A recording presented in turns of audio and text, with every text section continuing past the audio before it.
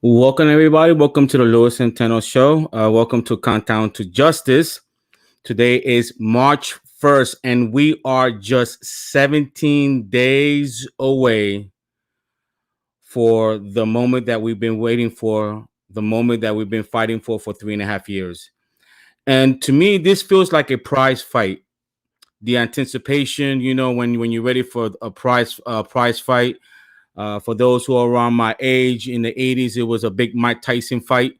Every time there was a Mike Tyson fight, it felt like an event that you had to be there. Celebrity was there. Even people that didn't watch boxing, they had to be there. They had to be there because it was an event. In the 80s, obvious, when the wrestling was going big, and the only time I remember that the build up was getting big was when Hulk Hogan fought Andre the Giant WrestleMania 3. Then in the 90s, obvious, with boxing, keeping the same thing with Oscar De La Hoya fight, Vander Holyfield fight, Mike Tyson fight, Felix Trinidad, Fernando Vargas. In the 2000 was Manny Pacquiao, Floyd Mayweather. This feels like a championship fight. Everybody's talking about it. And this month is a tremendous month. Great month. For 3.5 years, we were told that this day won't come. This day won't happen. And we are just 17 days away for Zack Snyder Justice League. I have a great show for you guys. Before I bring them on, I want to encourage every single one of you guys, if you guys could do me a favor, there's a link in the bottom. It's for juvenile diabetes. I'm doing this event, obviously, to celebrate Zack Snyder Justice League, to celebrate our victory, and also to raise awareness for juvenile diabetes. My daughter last year was diagnosed with type 1 at the age of 19, and we're still struggling. We're still adapting to it. It's not easy. It's not easy. So I'm gonna bring in John in just a second, but I know John personal life when it comes to he suffered a tragedy loss in his life, and I think he understands what I'm going through when it comes to a child, being sick and all that stuff. So it's not easy. So I want to bring in John. John, my brother, thank you so much, man, for joining me, man. I really do appreciate this. You didn't have to do this, but I thank you so much, and I'm in your debt for giving me your time to talk about Zack Snyder Justice League. So before we go on, just a little bit about my show. When I have my guests on, is to know the guests. So we want to get to know you. Well, first of all, tell everybody who you are, where you're from, and tell you a little bit more about your background. Well, my name is John Garza. People just like to call me by my last name for whatever reason. It's cool. And I've been based in Austin my whole life. So and then I write for Real Anarchy, just a film news website, and then I do video editing and stuff like that for YouTube, like on my YouTube channel, not for YouTube, but the Okay. fun stuff. When I first saw you, I think I want to say it was 2017. You did a video. It was about your daughter, your tragic loss. Oh no, that Um, was in 2018. 2018. Okay, Yeah. so I know it was after Justice League. Mhm. Justice League.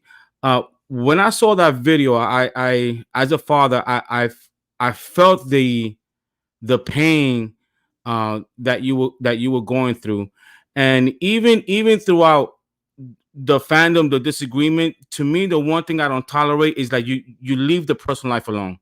Mhm. Because I just think when anyone take it that far, I think it's a lack of disrespect and compassion. Can you please tell us a little bit about your situation, your daughter? Because I'm going to tell you about what I'm going through, and how much she meant to you. Well, it's it's a little bit more difficult for me to kind of mention and talk about her. Like I and nothing against anybody. I don't. I don't actually talk about her, only because I can't. I mean, I can, but it's not. It doesn't. It It doesn't take away the pain that you feel. Well, yeah, but also, like, I just. I mean, I don't even. My dad or my mom sometimes would be like, how come you never talk about her? And they don't. I just don't. I can't. Not to anybody. Like, it's not. I don't even talk to right, my own parents. About right, it, because it's it's an emotional thing for me, and it's something that I don't.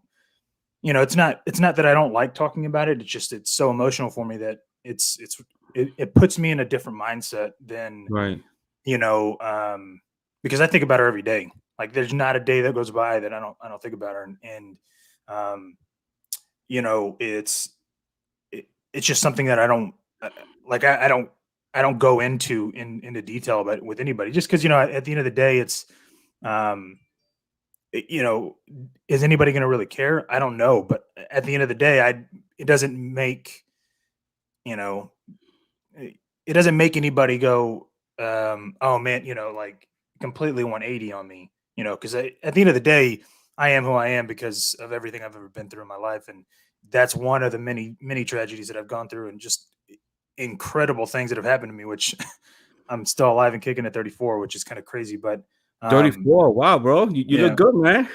Oh, thanks. Yeah. I feel old as fuck, but I will say that it's, you know, going through that with my second daughter, because obviously I have one daughter, and she's alive and healthy, and she's a teenager now. And um so going through that 6 years ago, um I it's funny because, like, I never really thought about anything. Like, I never thought about any of that kind of stuff happening to me, like, at all, period.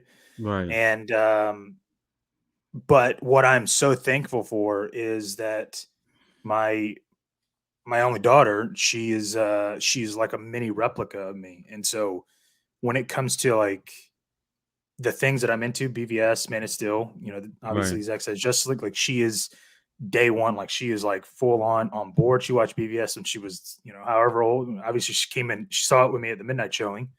right, So she is a true fan, like a big BVS fan. She loves Man of Steel. She loves Watchmen and 300. Like, she's a big Zack Snyder fan. And so getting that bond with her is, um, because obviously, when she lost her little sister, she was 6, so she wasn't. I mean, she kind of understood the premise, but right, she didn't really. It wasn't like, I don't think she grasped the entire concept of everything that was going on at that point in time. But then, it was like once she turned like 7 or 8, she started getting really interested in what I was watching and the things that I was into. And so it was almost um, like gaining a best friend that is also like your offspring. So, being able to have that kind of relationship, I don't think a lot of people take advantage of it. That's not what I'm saying. But, you know, she could have easily have been into, gymnastics and other things that I'm not into, that I have no knowledge about. And, would we have the same relationship that we do now? I don't know. But, it's kind of, you know uh it helps me out, because it makes it so much easier when I'm with her, and we're hanging out and spending time, because it's like no amount of time, every time we're together, it's never wasted. It's not like I'm just sitting there, on my phone doing nothing, and she's in the other room doing nothing. Like, every time we're together, we're doing something.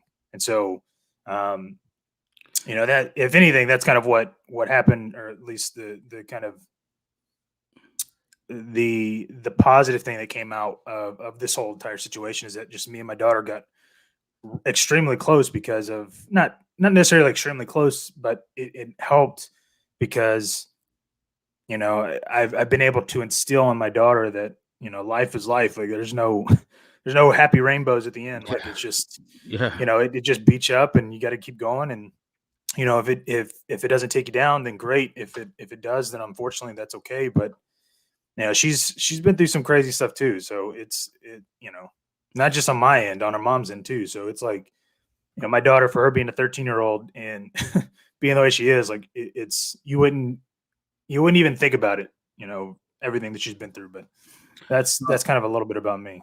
Not that having a boy won't be a good thing for us guys, but I tell you that there's nothing better having a daughter. There's an old saying, "Daddy's little girl."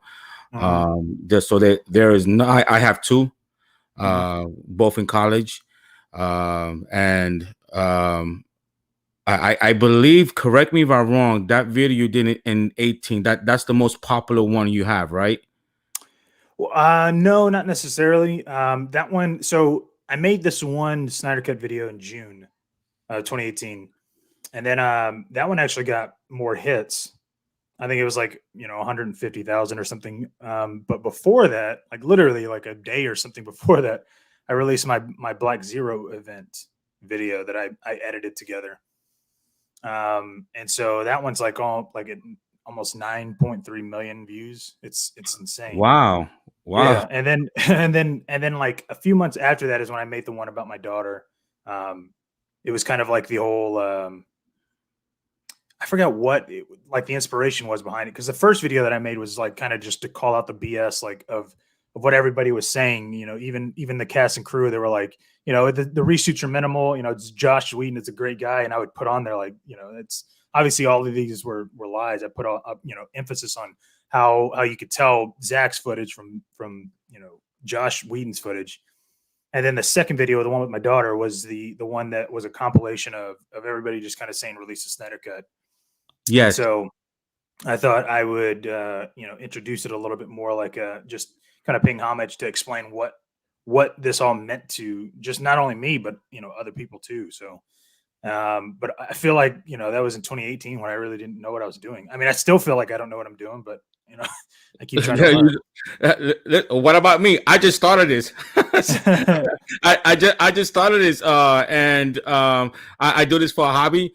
Hmm. Now I understand what you and Dave and Chris and other people, Yeah. that have their YouTube channel. And the one thing I get, regardless if you like or not like, is that the people who hide behind Twitter, they could do that. But the people that like us, that tweet and have a show, we put our face Hmm. out there. So those are different beasts. Just going out there and backing up what you're saying, and not not Yeah. not be, not not being afraid. So Hmm. so I get that you have to be yourself, and it's just, if you're not yourself, then you're gonna have, well, as I think you're Latino, right? More Spanish, but yeah, I mean, it's Hispanic. Right. So Yeah. so we have a no tolerance attitude. We just Yeah. we don't take BS from anyone. So in my situation, when I last year, and I was trying to look for the video, because it actually, when I was going through with my daughter, I actually watched your video. Mhm. And for some reason it gave me like like I was complaining about my situation. Then when I heard your Mhm. video, I was saying to myself, I have my daughter. This guy doesn't. Mhm. There's someone worse than me. I was starting to feel sorry for myself. My daughter, she's tiny. She's in college. She wants to be a professor in college, and the signs were there, but I just was not educated as far as type 1. Mhm. And here in Florida, well, I used to live in Albuquerque, so the sun. When you're out in the sun, you're gonna drink a lot. You're gonna get tired a lot because of the heat.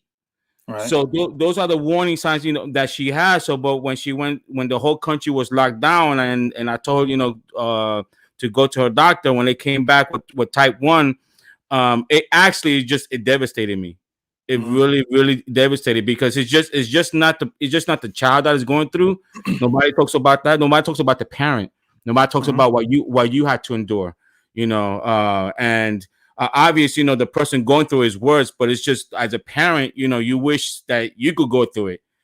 So it Mhm. was it was it was really, really, really difficult. So your video actually helped me you know to get up. And I'm not saying, when this guy, unfortunately, he doesn't have his kid. Mhm. And I'm sure if he was to be listening to me, he'd probably tell me, dude, you have yours. I don't have mines, you know. Yeah. so so it was hard. Uh now let's I want to dive in a little bit with the Man of Steel, because I know you did some videos on Man of Steel. Um what did you actually, when you first saw Man of Steel, did you actually liked it right away? Did you had to watch it again to really understand what Zach was trying to say? Because Zach tells some great stories. Mhm. You really have to pay attention to small details, because if you don't pay attention to the small details, you're through. Like this guy literally said that he wanted Clark Kent to save his dad, and nowhere and I saw what you said. Nowhere in the Yeah. movie does this show Clark Kent. I mean, in the beginning of the movie, he's not even flying. He had to swim across. Swim Yeah. across. So I don't get it. So those are the small details that people miss. Did you have to watch it right away, or you caught it right away? No, so my whole entire life, going back to when I was a kid, I've always been fascinated about film and production and everything. Like I just always have been. And so when I got it out of high school, I watched the first film that I can remember that kind of like really I was like, wow, that's intense. Was Sin City, which was in 2005 from Robert Mm-hmm. Rodriguez. Mm-hmm. And because I had always been a nerd, so like I was always into all these comic book stuff, and I just they never really made anything like that. Like we was in the precipice because we were like 2002 was my freshman year of high school, and that was when Spider-Man came out. And even 2000 and X-Men when that came out, it was like they were comic book movies, but they were like movies that had comic book characters in it. There were never Mm-hmm. this is a comic book movie like come to life on the screen. So when Sin City came out, I was I was just shocked because it felt like a full on comic book, and so I got into Sin City, and I was like, man. And then all of a sudden, it was only because I was into Sin City because I knew who Frank Miller was at that point in time Right. that when I heard 300 come out, they were like it was based on Frank Miller's film. So I went into it thinking it was going to be like Robert Rodriguez's film, like and I mean like the style and the stylistic choices and all that. And I remember like it was just something completely different, like in the best possible way. And I couldn't like pinpoint it, but obviously it was the action and the way things were shot. And you really kind of it took the comic book film like genre to another level. And so that was like the first time I walked out of a theater where I was shocked. And actually, I went to go see that with my daughter's mother, my first daughter's mother, when she was pregnant. So it was just fun. Like she was kind of like whatever, but I was like, no, that's fucking amazing. And then when I went to go see Watchmen, like I didn't know anything about Watchmen. I saw the trailers and I said, I mean, this guy is supposed to look like Batman. I guess that other one maybe is like Superman and all that. So I knew about the concept of it, but I was like, I got to go see it just because it has these. It's a superhero movie, right? And Mm-hmm. I left that theater, and the only thing I said it to my friend that I walked out of the theater, and we're about to get in the car, and I was like, what the fuck did I just watch? Because I had no like. It blew my mind. Like I just was not expecting that kind of a film, and so that was the second time that I left a theater, and I didn't know this at the time. Like I knew Zack Snyder had directed probably 300, just like I did Watchmen, but I didn't correlate him at the time because I wasn't thinking that way. I wasn't, I guess I wasn't knowledgeable enough to go. I can tell that because I could, but I couldn't process it. And so then when I went to go see Man of Steel, because I'm going to be real, like I'm going to be completely honest, like I didn't really understand what I probably think I should have done until BVS. So when I went to go see Man of Steel, Okay. I had no, you know, preconceived notions. I never cared about the Donner Superman. Definitely didn't care about the Superman Returns Superman. And so when I went to go see Man of Steel again, and this is when I was like, dude, this movie is it was too much for me. I'm that's real. Like I was just like that was a lot that happened in that film, and it's just a Superman film. And I remember, um, watching it like once it hit. So we had all the the fighting, and then at Smallville, and then you had Superman coming down and or not Superman, but Zod. So once Zod crashes the ship and Lois and Superman are kissing, in my head, I was just the same thing like in Watchmen. There was a moment when they're on Mars and he's like, "So I was wrong. Let's go back home. Now dry your tears." When that music kicked in, I was like, "Oh, is that it?" Like I was anticipating that it kind of would be over, but no, there's another act. So the same thing with Lois and Superman kissing. Like the moment I realized, oh yeah, that's right. There's Zod's still alive. Like they still have to fight. I went like it was just in my head. I was like, this is too much, man. I couldn't process all of it because of what I'd seen, and so that was when I realized every single film that I had seen in theaters with Zack, they've like I can't tell you another film except for Sin City that I went in and I went out and I was just shocked and like amazed at what I'd just seen. Well, except for Children of Men, but that was some time ago. And so it wasn't until BVS, and I truly mean this. I like no bullshit. I had seen Man of Steel maybe a few times, up to BVS. Like I'd probably say maybe 3 times, and the duration. So from 2013 to 2016, I'd seen Man of Steel maybe 3 times. And then I saw BVS in theaters, the theatrical cut, which I loved. And it changed me. It changed everything that I perceived about film. I went back and I watched, obviously I watched Man of Steel a lot of times after that, several times. But to be able to understand all the nuances of that, like to where you go to, like BVS made me go, I never knew how to watch a film. If that makes sense, like, because the things you're talking, like what you just said earlier, right? Where that guy's like, why didn't he just use super speed? It's like, no, what are you talking? Why didn't you, at what point does he ever show that he has super speed? Even when he learns to fly, is he running? No, he's flying. So there is even in BVS, there was never a moment where we see him use super speed. You know who uses super speed? Because they don't know they can fly? Feora. That's it. And guess what?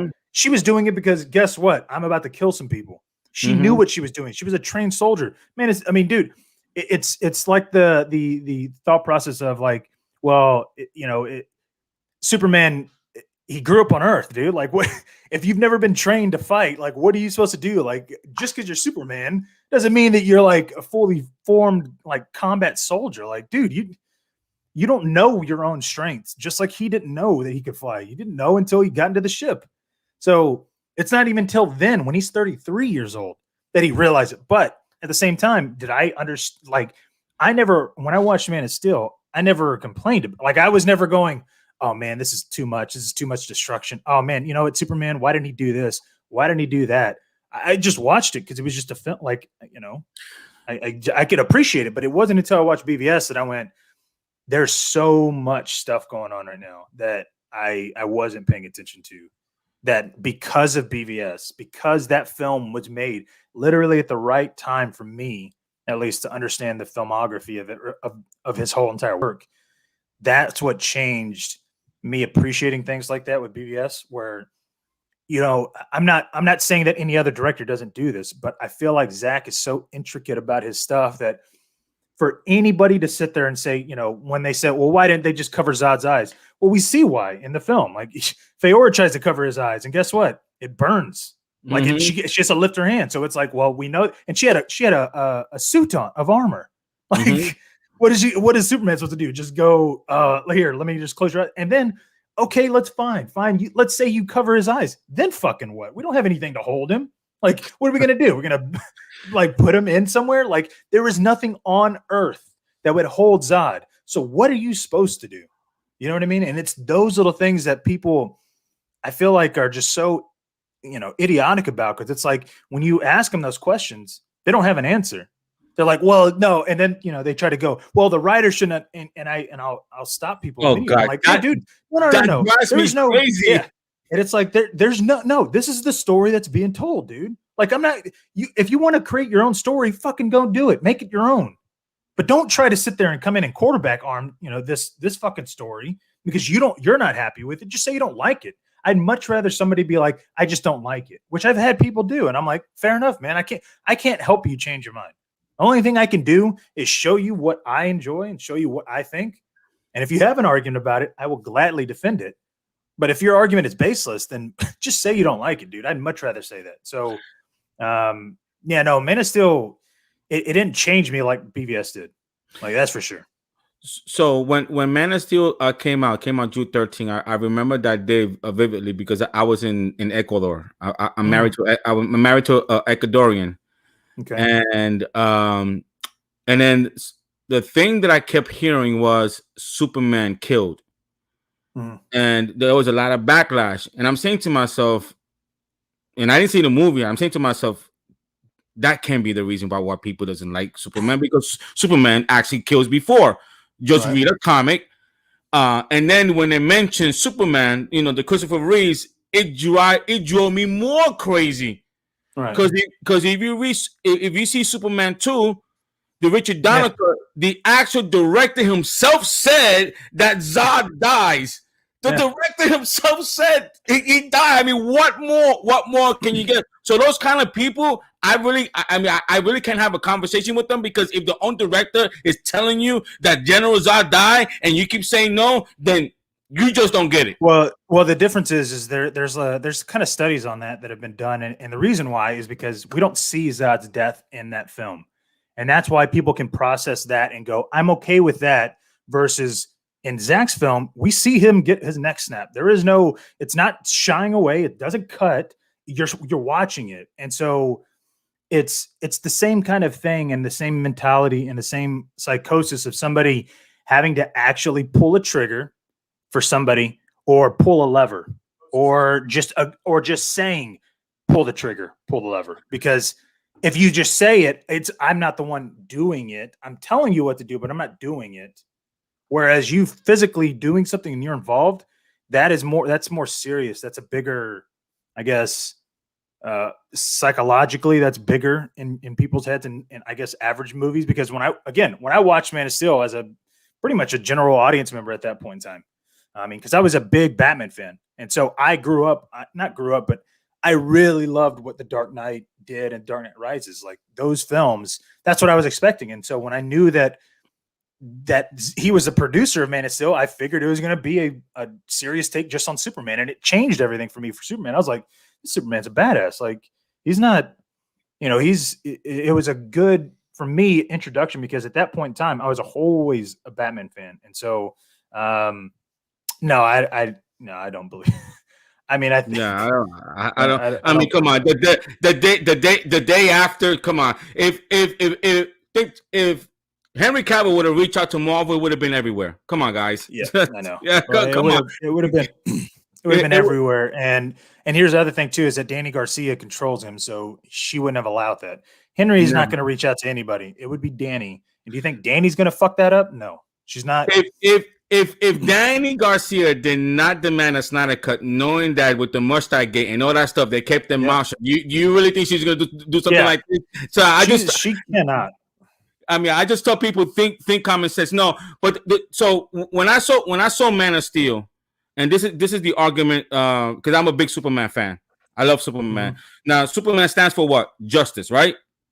The truth and doing the right thing. So when I tell people this part, they don't get it.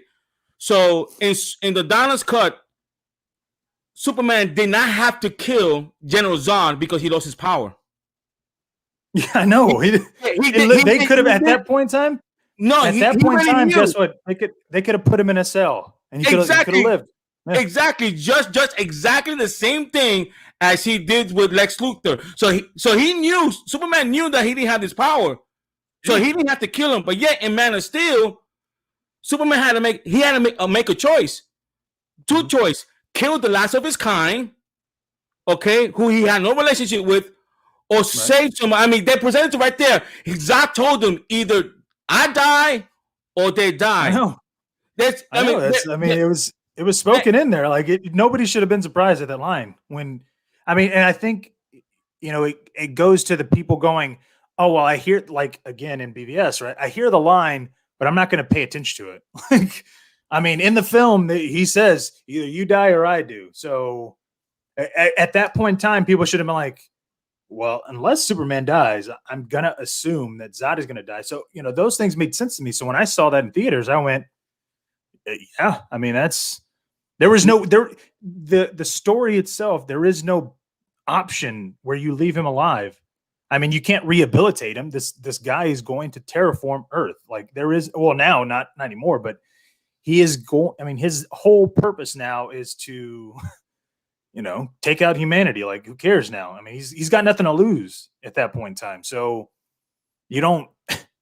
I mean, if people thought, I don't know, it's such a weird thing. And then I think it also has something to do with, the fact that people they can't. Maybe they can't rationalize why the film is so good, that in order for them to only go like, because I feel like, if I don't like something, I don't talk about it. Like I don't I don't bring up Endgame by every dime. Like I'd never talk about Endgame unless somebody asks me, and even then I'm like, whatever, I don't really care. But I mean, I don't ever tweet about it. I never make videos about John. Okay, this is gonna. I don't like Watchmen.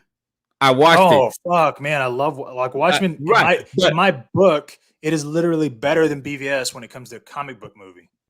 But BVS is better than it overall. But my point, you don't see me tweeting about it saying I don't like Watchmen. I don't do that because movie is like going to a buffet restaurant. Exactly. It's like, dude, I'm not going to talk about. It's almost like having food poisoning too. It's like, why would I keep bringing it up? Like that I have food poisoning. I would just talk about the good food I ate, right? Like, why am I going to sit there and say, man, you know what though? I had this one bad food and I just can't stand it. You're like, well, did you eat that today? Like, no. I'm just comparing my new food that I'm eating today to that one time that I had really bad food poisoning. Like, at what point in time were you going? Yeah, that's how you refer to things. Yeah, and not only that, but I think is a lack of disrespect for the people that worked hard on that film. You know what I mean? So I don't, and also it's also to like when we were growing up, when I was growing up, dude, I would go to the comics when I was a kid, and I bought my Pogs and I bought my comics, and I never had anybody coming up to me telling me I was a fucking loser because I liked whatever I liked. Like I was just doing what I did. I was into my stuff that I was into at that point in time, and I never had anybody telling me that I was wrong for growing up on X-Men and reading Spider-Man and loving Batman. Like, you get what I mean? Like that nobody was sitting there telling me that I was in the wrong for doing any of that. And so, imagine me even as a kid, because I can't imagine it right now. But if I was, an adult and I had a Zack Snyder Justice League shirt on, and somebody I don't know would walk up to me and tell me, oh, his movie suck, I'd be like, who the fuck are you, dude? Like, like yeah.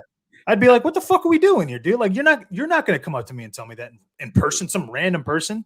So that's what Twitter's like. I'm like, if I'm over here doing my thing and I'm talking about, I'm showing the people that follow me because they like this stuff for obvious reasons. If they didn't like it, they wouldn't be following me. Well, most of them.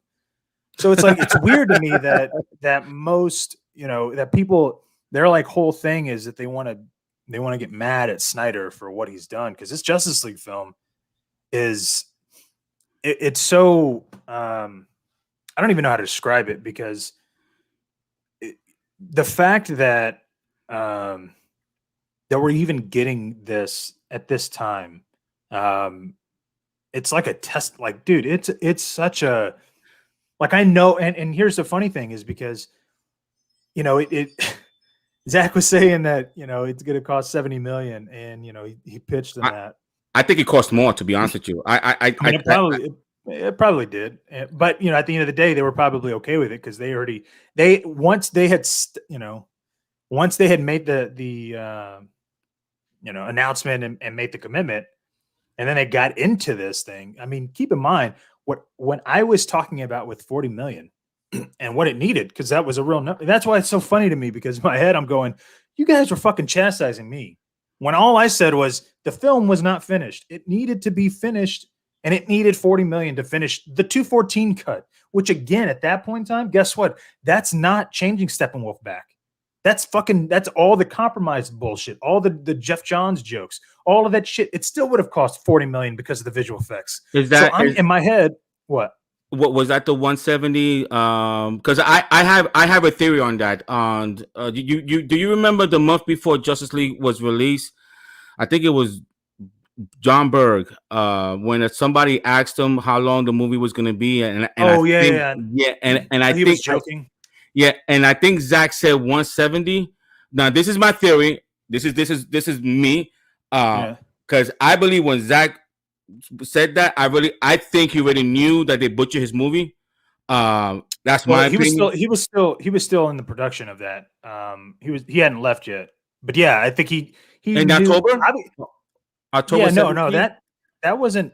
I don't think that when Zach had tweeted that. No, because he wasn't. He never tweeted about Justice League after he left in I think May. he did. I think No, no. I'm gonna send you IM because Chris One he talked about it and I looked it up. Maybe I know it was a month or 2 months before it was released that a fan asked him about how long the movie was gonna be, and I think John Bird said it was to be determined, and then Zack Snyder said 170. I'm thinking to myself that's Zack's telling us because as a married guy, if I think Deborah must have told him what was doing to his movie. There is no way that Deborah, knowing because she Oh used yeah, to see, I just found it. I just found it. So it was March 30th, March 30th. 2017. It was before he left. That's why I was saying. He said, "Forgot Oh, to tell okay, you." Because somebody had asked, disappointing. The Justice League movie is only 170 minutes.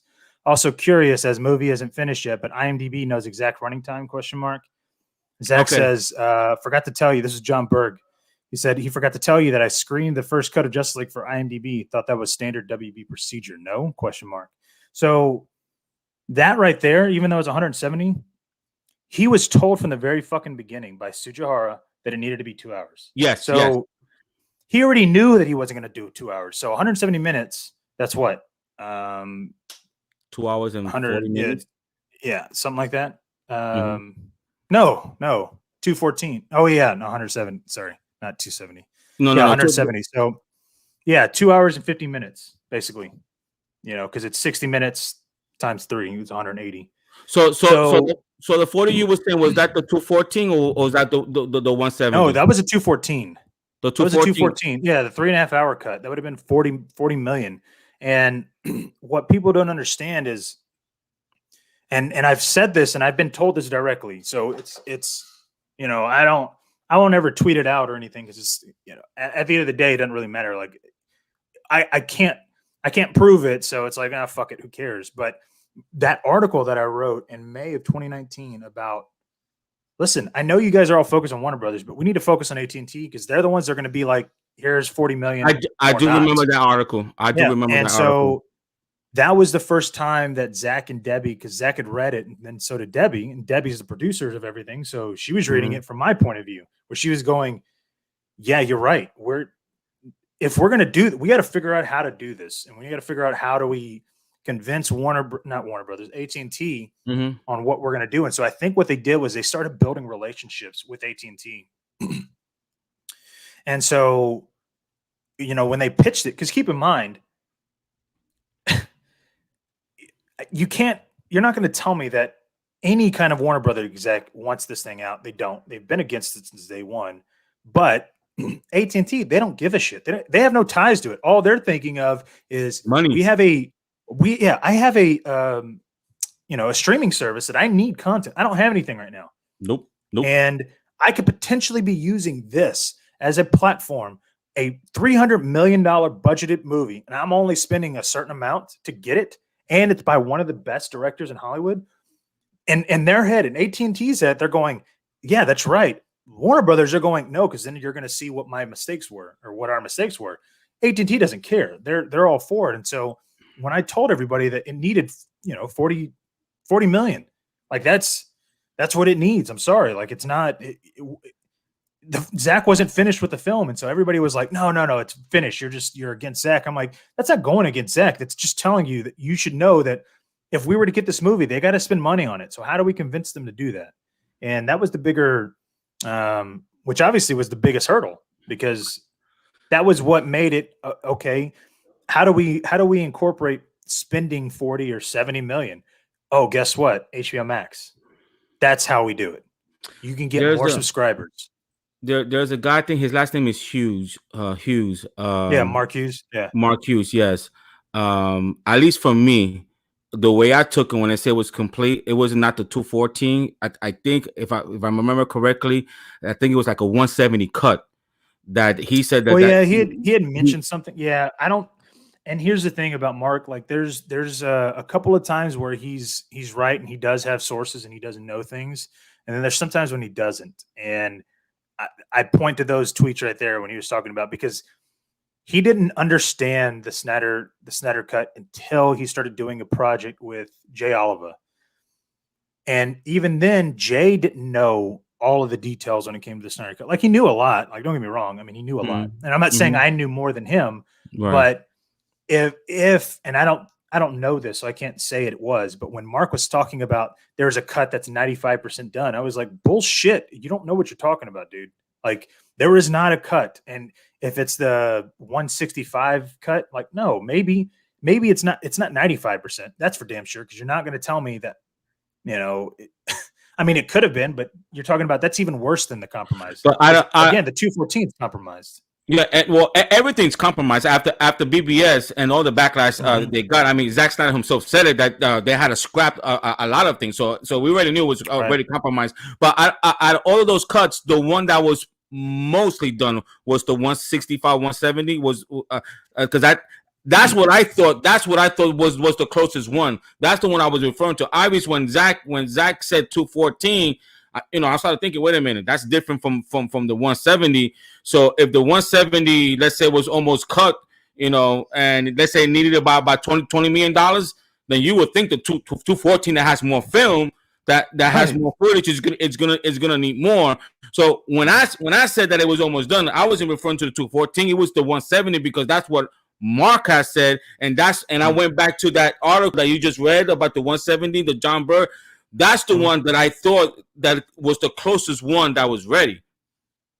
No, and I think that even then, that was Zack kind of bullshitting anyways, because they wanted him to cut it down even more. They didn't want to release a 2-hour, 50-minute film. So, I think, what a lot of people didn't realize at the time, and now finally they are, but, I don't give a fuck, is that, anytime I've ever said anything, I've been right. So it's not like, just because the information you don't like is something you don't like, I don't know how to explain you to take it, not you, but the royal you. Like, I can't help it if you don't like what I have to say, but if it's the truth, then I don't know what you can say, because, all these people that were supporting that it was done, just because I knew what Zack was doing. I mean, if Zack had said, no, it's not done, it needs work, would we have campaigned as much as we did back in March? No, we wouldn't have. You know what I mean? March 2019.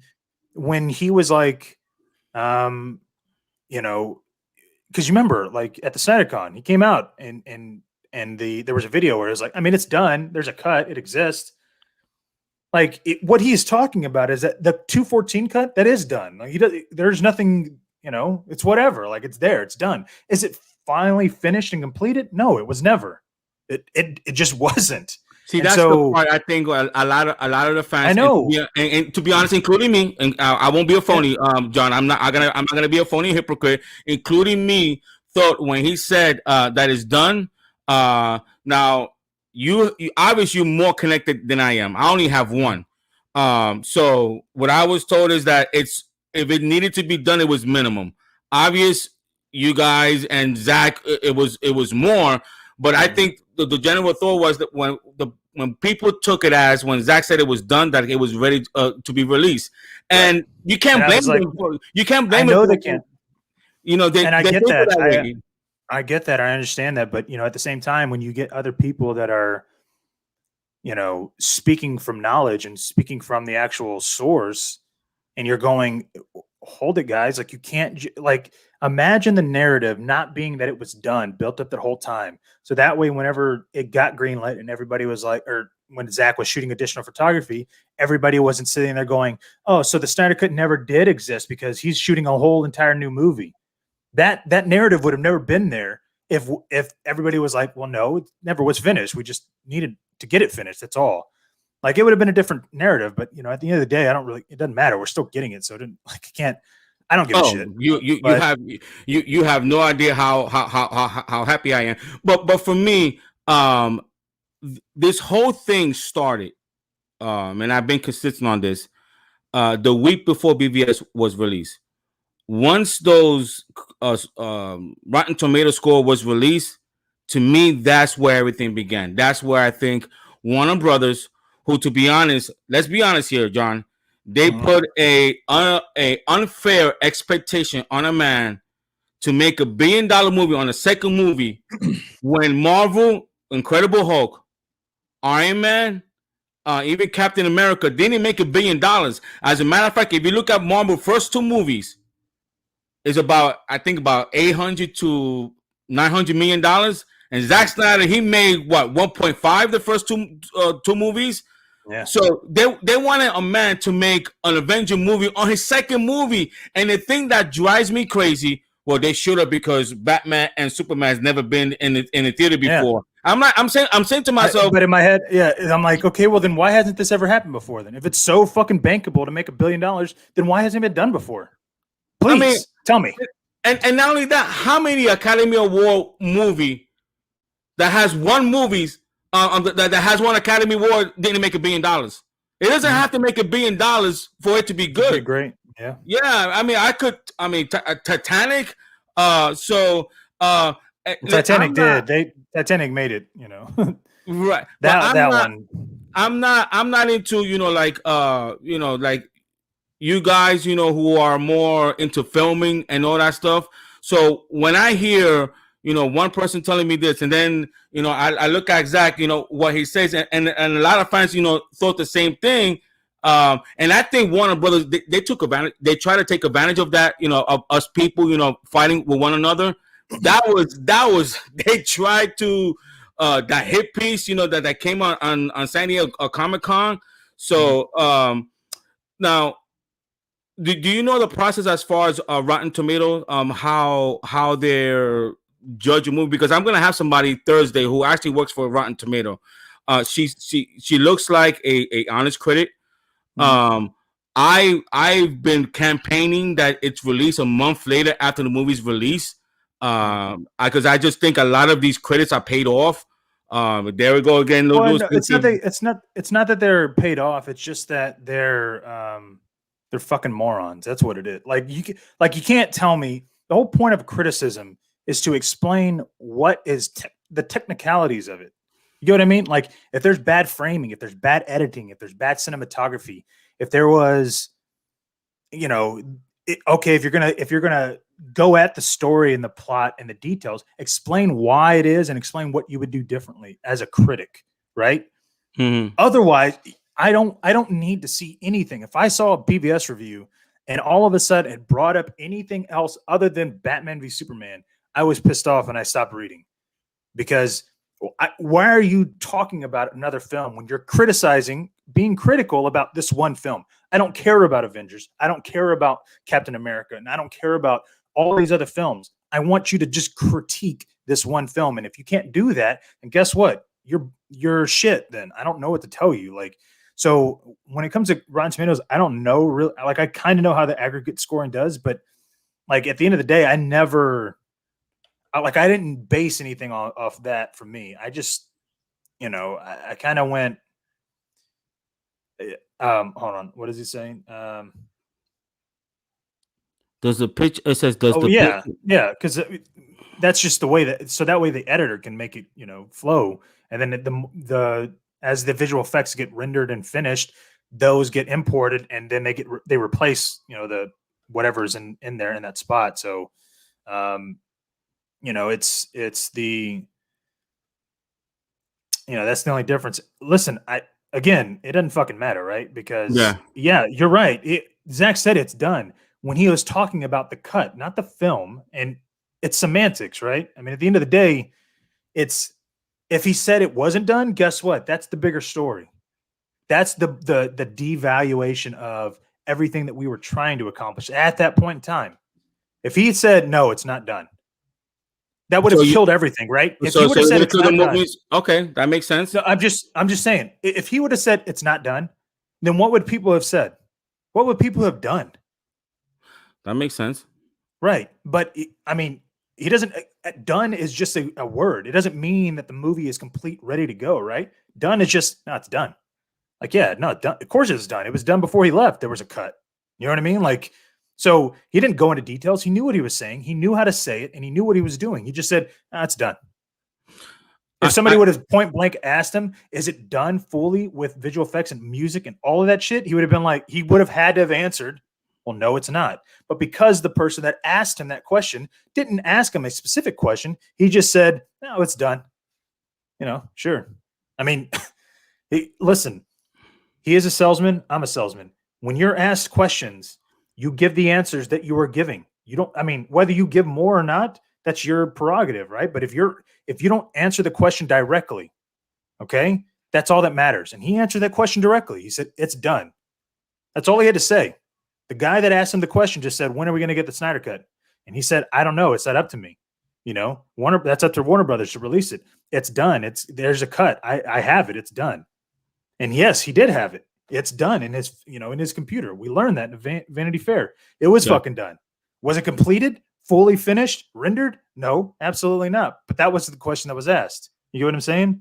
Right. So, just because, and that's the thing that people didn't understand back then is that, and I guess they still probably don't understand it now. It doesn't matter, but no, I'm not. I mean, it's just like at the end of the day, it's like, well, do you want me to prove how right I've been this whole time, or do you want me to just? No, John, no, not you. I don't mean you. Listen, but John, yeah. I'm not. Again, there's one thing about me. I'm an honest person, bro. There's one thing about me. I'm an honest person. When I'm wrong, I'm wrong. You know, I'm not a phony. You know, I'm a person that if I got something to say, I'm gonna say it to your face because I think you respect that.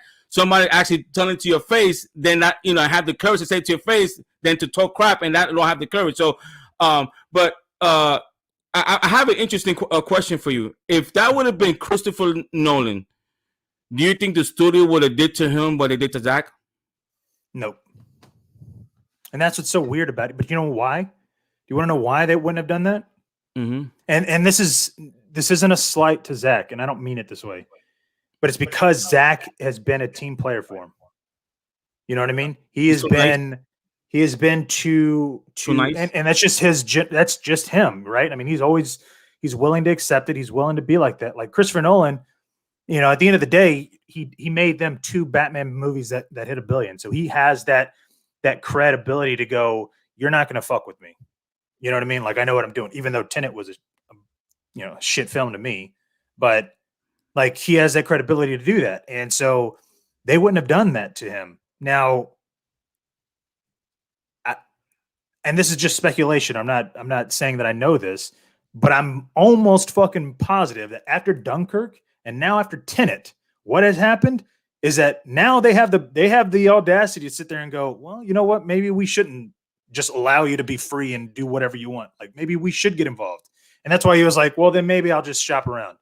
Because I mean, you don't give a director $225 or $250 million to do whatever they want with like an original property. Like you don't, except for Christopher Nolan.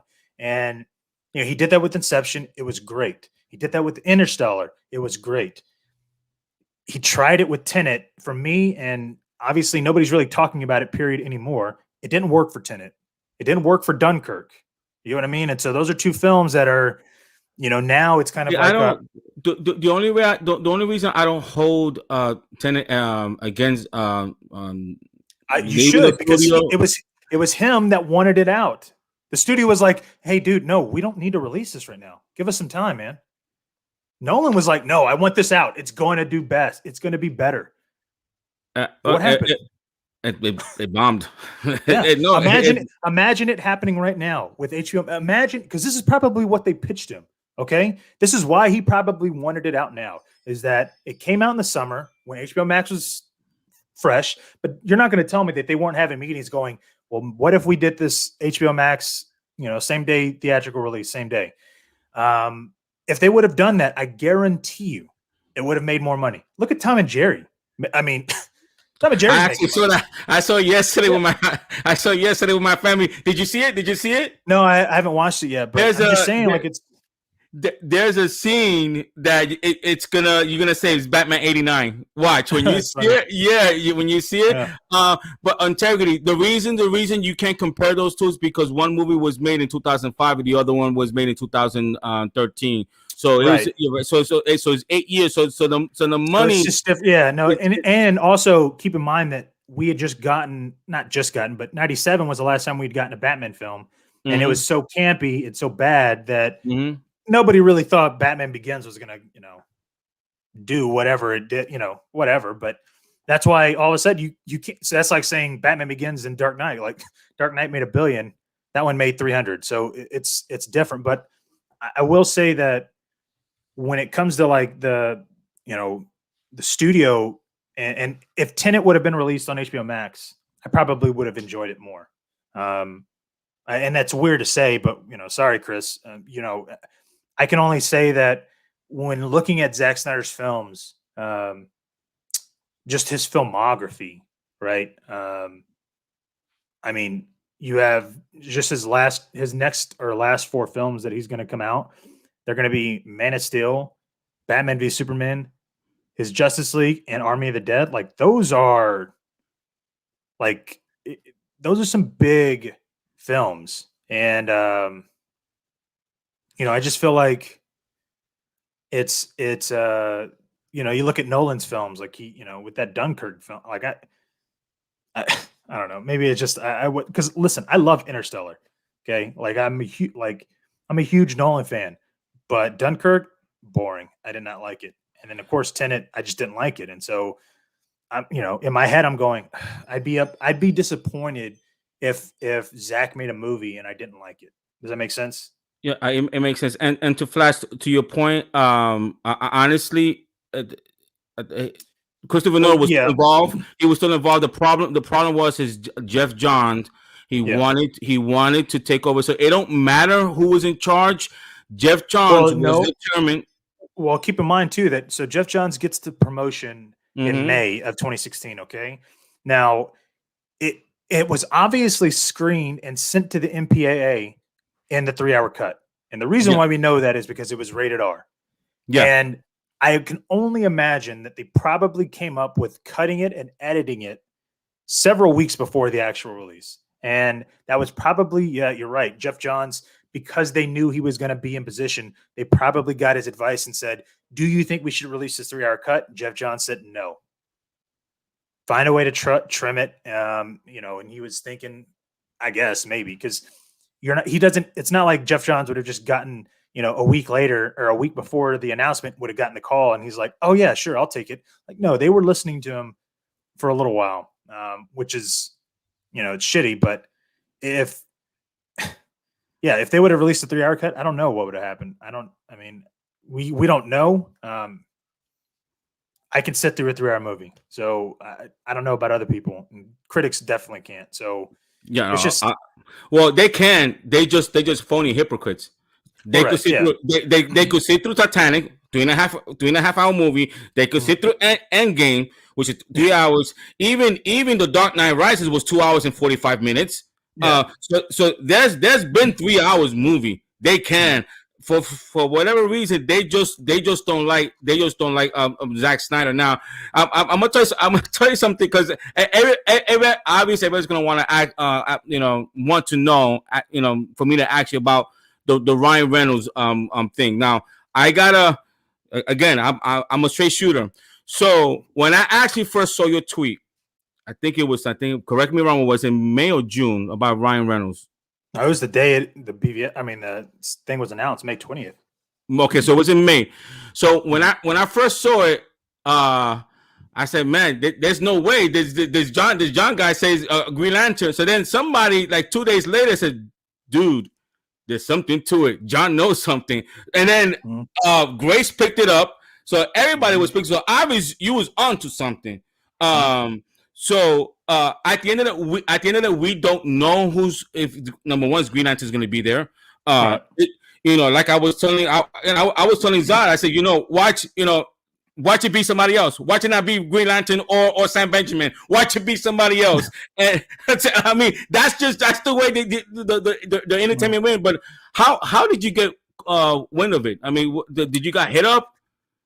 I mean, yeah, in a way, yeah. I mean, I got told and some other things too, but it's just it makes sense. Like as far as what Zach would want to do, and from what I heard, is that it was kind of and I know people are like, no, Zach wouldn't do that, and Zach wouldn't be that way, but it would basically be a fuck you to Jeff Johns if he got Ryan Reynolds in his film as a Green Lantern as Hal Jordan, because Jeff Johns wanted to do that film so much justice and all this stuff, and it failed miserably. And it's I know that sounds petty and all that stuff, and it at the end of the day, for me, like I'm not petty like that. But you know what though? If I had the opportunity to do that with that character, I'd be like, fuck yeah, fuck him. Like, Yeah, I don't give a shit. I don't give a shit. It's because of him that I did all of this shit just happened. So you know what? At the end of the day, fuck that. But so what happened was he was always in talks, and I kept saying that. I kept saying that he was always in talks. He never signed. Like if he had signed, I would have written stuff about it. Like I'd be saying about it. And so, but here's the other thing too, is that I know that he was going after Ryan Reynolds. I know Reynolds was going for it. The only reason why it didn't happen, allegedly, and this is why I don't even know if I'm trying. I try not to sound like I don't believe it, but I have to believe it because it's what was told to me, is that he was going after somebody with Jon Stewart as well, because it was going to be Jon Stewart and Hal Jordan, and Hal Jordan would have been the older, gruffly version like Bruce, and and Jon Stewart would have been a lot younger. He would have been the young guy. He'd have been like the recruit. And eventually what would have happened is obviously Jon Stewart would have taken the mantle because, Hal Jordan's older. He doesn't need to do it anymore. And so for whatever reason, things fell through with the actor that Zach was wanting for Jon Stewart. And I know who that is. I can't say anything because Zach doesn't want it out. So for me, I was always like, the reason that I had heard of him not getting Jon Stewart, it just sounded weird to me. Like I was like, it didn't fucking make sense, man. And so what I feel like, this is like my speculation, is that I feel like I was told that so that it doesn't leak out, because Zach didn't want Joker getting leaked out, and that happened. Okay. I don't even think Zach wanted Mira getting leaked out with the Nightmare World, but it happened. And so I feel like his way of going, I'm just not going to have it get leaked out, is for anybody that would have known, he just told him, no, it didn't happen because of this situation. And so, I mean, I've told that. I've been open about it. I'm like, look, from what I am understanding, it didn't happen because I know for a fact of who he was going for. But if it does, I know who it's going to be. Well, whether it's the notion that that people say that Zach wouldn't go for a big name, as far as the Green Lantern, that part I don't buy, because Ben Affleck, he cast Ben Affleck, and that's a big name. But but the other thing too is that the only person that's a big name out of the two Lanterns is one. I mean, it's Ryan Reynolds. So correct. If that's not his main Lantern, which it wasn't planning to be, Jon Stewart would have been. And Jon Stewart, the guy I know that he's going for Jon Stewart, is not a big name. So it's like it wouldn't have mattered. You get what I mean? The Sam Benjamin thing. I mean, for the people that bought it, I don't blame them, because he was leading them on, though. I mean, from his tweets, and with the green thing, with the green, he was doing all of that. He was doing all of that before it got announced, right? Yeah, and then he shut the fuck up, like he should have, which he shouldn't have been doing. Now I will play devil's advocate of what he was doing, and this is being, again, we're all salesmen in life, but this is just selling himself, right? Assuming that anybody were thinking that, okay, and they're either casting for somebody or they're trying to get somebody. If they never know that he played Green Lantern, or maybe there's some indication, he might get different interviews, or he might get better interviews, or he might get, or not interviews, but auditions, or he may land a role because he was in Zack Snyder's film, and the hiring person just assumed that, oh, maybe he was Green Lantern. I don't know. And so they just let him, they just hire him. That was the whole thing that he was doing. And I get it. I can respect that, because he thought that this film wasn't going to come out. Now, when the film came out, when the film was coming out and when it was announced, he should have manned up and been like, listen, no, I'm not. I get, because NDA is not, you can't tell somebody who you're playing, or not. You can't tell people who you're not playing. You could get sued big time. But NDA doesn't prevent you from saying, no, I'm not that guy. The only thing you can say is, yes, I am that guy. If you were, because that's what an NDA is. You know what I mean? But you could always outright say no. And perfect example is Aquaman. He flat out said, no, I am not playing Aquaman in front of live audience. Told the guy he could punch him in the face if he was. And at that point in time, he knew that he was playing Aquaman. So you could say no. You just can't say yes. And so that's why I was like, fuck, Sam Benjamin, I guarantee he's not even going to probably have a talking role. I promise you. You know why? Because if he had a talking role, he would have a name in his credits. He would have a name for the credit that he's playing. You know what his credit is? Police military. It's not even police military #1. It's not police military, Star Labs or something like that. Like, it's just police military. That is it. And now it involves Star Labs, but that's it. And that's what I'm saying. He is about to look. And unfortunately, it's because people didn't want to believe me and everybody else that I knew that was saying Sam Benjamin was never fucking Green Lantern. No, he's gonna look like an asshole. I heard the even my good friends that I had on my show when they were saying with Sam Benjamin, they asked me, and I told them, listen, what I heard that it's not him. But again, I'm not as connected as you and Dave and Chris. I was just going by the little thing that I get. So that's what I was told. Now it doesn't mean now the John Stewart, the person that you heard, was he black? I mean, yeah, obviously. Yeah, I mean, you never know, bro. I mean, I know, but with Zack, I mean, it would only be that way. So it's right. It's different, but I want to talk to you. You tweeted something out about Lois Lane dying at the end. About, I think it was like a couple of months ago, and then I retweeted you, and I said, man, that'll be awesome. But I think Justice League 1 is gonna end, on a happy note, and 2 or 3. And then when Zack said it's gonna end on a massive cliffhanger, I said, you know what? I probably could come out with 10 cliffhangers, but there's only one to me that will be massive enough. And I started thinking, man, but John said probably right. Lois Lane dying by Darkseid. Because here's the thing is that he's mentioned it several times, but that was a scary idea. He didn't say he didn't film it. He just said that the idea, that scary idea, which now we've learned was the relationship between Bruce and Lois, that might not have been filmed. He never came out and said that the Lois dying wasn't filmed. He just said, and he even, like, as everybody was like, what? And in Snyder Con, he was like, oh, you guys knew that? Come on. And like, he was surprised, I guess, at the reaction, but he knew what he was doing. And so when it comes to these cliffhangers, you're like, I think I posted them up. I think there's like 10 or 12 cliffhangers. And because you need to, like, I mean, not bait, but you need to, like, have something to draw people to go, what is next, without having an end credit scene. Like, you don't need an end credit scene if you have a good enough hook, because Christopher Nolan did that perfectly in Batman Begins with his card and the Joker, and that was it. Like, that wasn't an end credit scene. Like, that was perfectly at the end and cool. And so, when we think about this big reveal at the end, and I believe Lois is dying. I mean, I've said that, several times. I don't know if she's ever come out and actually said it. She said that she'll be interested to see the route that they take everything.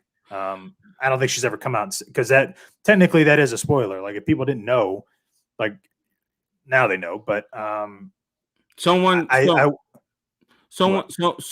that the Joker killing Amy Adams, and I said that's a cliffhanger, but to me the massive cliffhanger is Darkseid killing Lois Lane, because that's how Superman starts turning evil. To me, I'm just thinking logically here. Again, I probably could find another massive cliffhanger, but if we're paying attention to Zack and what he said, Superman turns evil. The only way you're gonna do that is Darkseid killing, and it can't be Steppenwolf, it can't be Joker, it can't be nobody else, it can't even be Batman. It can't be a mortal. It can't be somebody that Superman could easily kill. Yes. Because that doesn't make sense. But here's the other thing too. And people are like, yeah, but why would that do that? Like, okay, let's just assume that Darkseid boom tubes into the Batcave and he kills Lois and then he boom tubes himself out. Where the fuck is Superman supposed to, like, he grew up on Earth. Like, point to me where Apocalypse is in our galaxy. Like, dude, you can't go in the universe and just go, yeah, I know which way I'm going. No, dude, we haven't discovered Apocalypse. Now that there's a lot, there's probably a planet out there in the universe somewhere. But if we haven't discovered it, guess what? He doesn't know how to fly there, right? I mean, you can't just go to these different, universes and these other galaxies. And so, I mean, if he doesn't know where he's at, he doesn't have a ship to go and fly. What can he do? He can't do anything about it. So, yeah, that would be his embark on this anti-life equation, but also just in general, like it's a ballsy move because we don't know in BVS why Superman kills Batman. We hear something about how he took Lois from her, and now we understand that what he meant was he actually took her relationship-wise from her. So if we were to see her in the Batcave and she dies, we don't know that context of why she's even in there, but we see it and we know that it's important, right? I mean, that's it. That's the whole thing we need. Do you think she's going to be there when at the end? She's going to be at the Batcave. Do you think is that where she dies? Yeah, no, I mean that's what he said. So that's the only thing I can think of. Like it makes sense because listen, Zack is a madman, and I've been saying this, forever, but he filmed things he wanted to film, and then he filmed things the way that he thought the executives would want. And so, and he even said that he finally admitted it, and I've been saying that for a long time, but the fact that he was aware that he was even conscious enough to do that during principal photography, right? Like it's not like he is. It's not like he was going, okay. Well, looking behind him, like, are they around? Are they around? Yeah, let's do this one shot now and real quick. Well, nobody's. No, dude, he was just doing his shot. Nobody could tell him, no, you can't do that one shot, right? No, you have to stick to this shot that you're doing. He's doing his film, and if he's doing the film the way he knows how to make a film, guess what? He can do whatever he wants. He's a madman, and so all you'd have to do is just shoot her in green screen, literally a few takes, maybe 5, maybe 20. I don't know, of her screaming. Mm-hmm. Literally her. Everything else is digital. Like, it doesn't take that much. And so even going to this Green Lantern thing, the war is coming. Now that was supposed to be, originally, that was supposed to be Tomare and Kilowog arriving, talking to Bruce saying, yeah, the war is coming. That's it. That was the whole thing. Well, they only filmed the Batman side. So they only filmed the green light in the reflection of Bruce's lake house and Ben Affleck being there. Well, so now instead of those two lanterns, it was essentially going to be the Hal Jordan and John Stewart. But because, and this is from what I've been told, because the John Stewart thing didn't work out, because it was I guess it was like a dual plan. Like, because he didn't get John Stewart, he didn't get Ryan Reynolds, I guess. And so now, what? No. Go ahead. I'm sorry. I was to say, and now because he didn't get those two, and because it's still a green light that was filmed on the other side, he's using Martian Manhunter. And so, but for me, I'm going, that's not a mind blowing reveal because we're going to see him in the film. Like that. So even when I hear like this like it would need to be like, no fucking way. Like, dude, there is mind, and so again, Zack used massive. Think about it. There is no massive cliffhanger. The only one, and the more I thought about what you said, because I was only going by just thinking logical sense. It ends on a high note because we see the ending. Zack didn't say anything about the massive cliffhanger, but once he said that, I started to think there's only one massive cliffhanger that will make everybody freak out, and that is not the Joker, not Batman, is Darkseid himself killing Lois Lane. That's the only thing. And the next topic I want to get into is the whole Superman recasting and all that stuff. And I'm trying to tell people that forget about the noise. Focus on the Snyder Cut. It needs to be a massive hit, which I think it is. There is no way that a studio would invest $70 million if they had a plan, if they had something, like they're not gonna invest $7 million and all of a sudden it makes money and there's not a sequel. There's no way. I mean, I'm thinking logically here. What studio would? Okay, I know we're talking about Warner Brothers. I know we're talking about them, especially Tommy Emmerich, because he makes some dumb decision. I don't know why the studio employed that man. I mean, he cost them $1 billion with the Joker. I mean, anyway, I'm not gonna get. It just really pisses me off. But now it's HBO Max. There is no way that they're not gonna invest $70 million.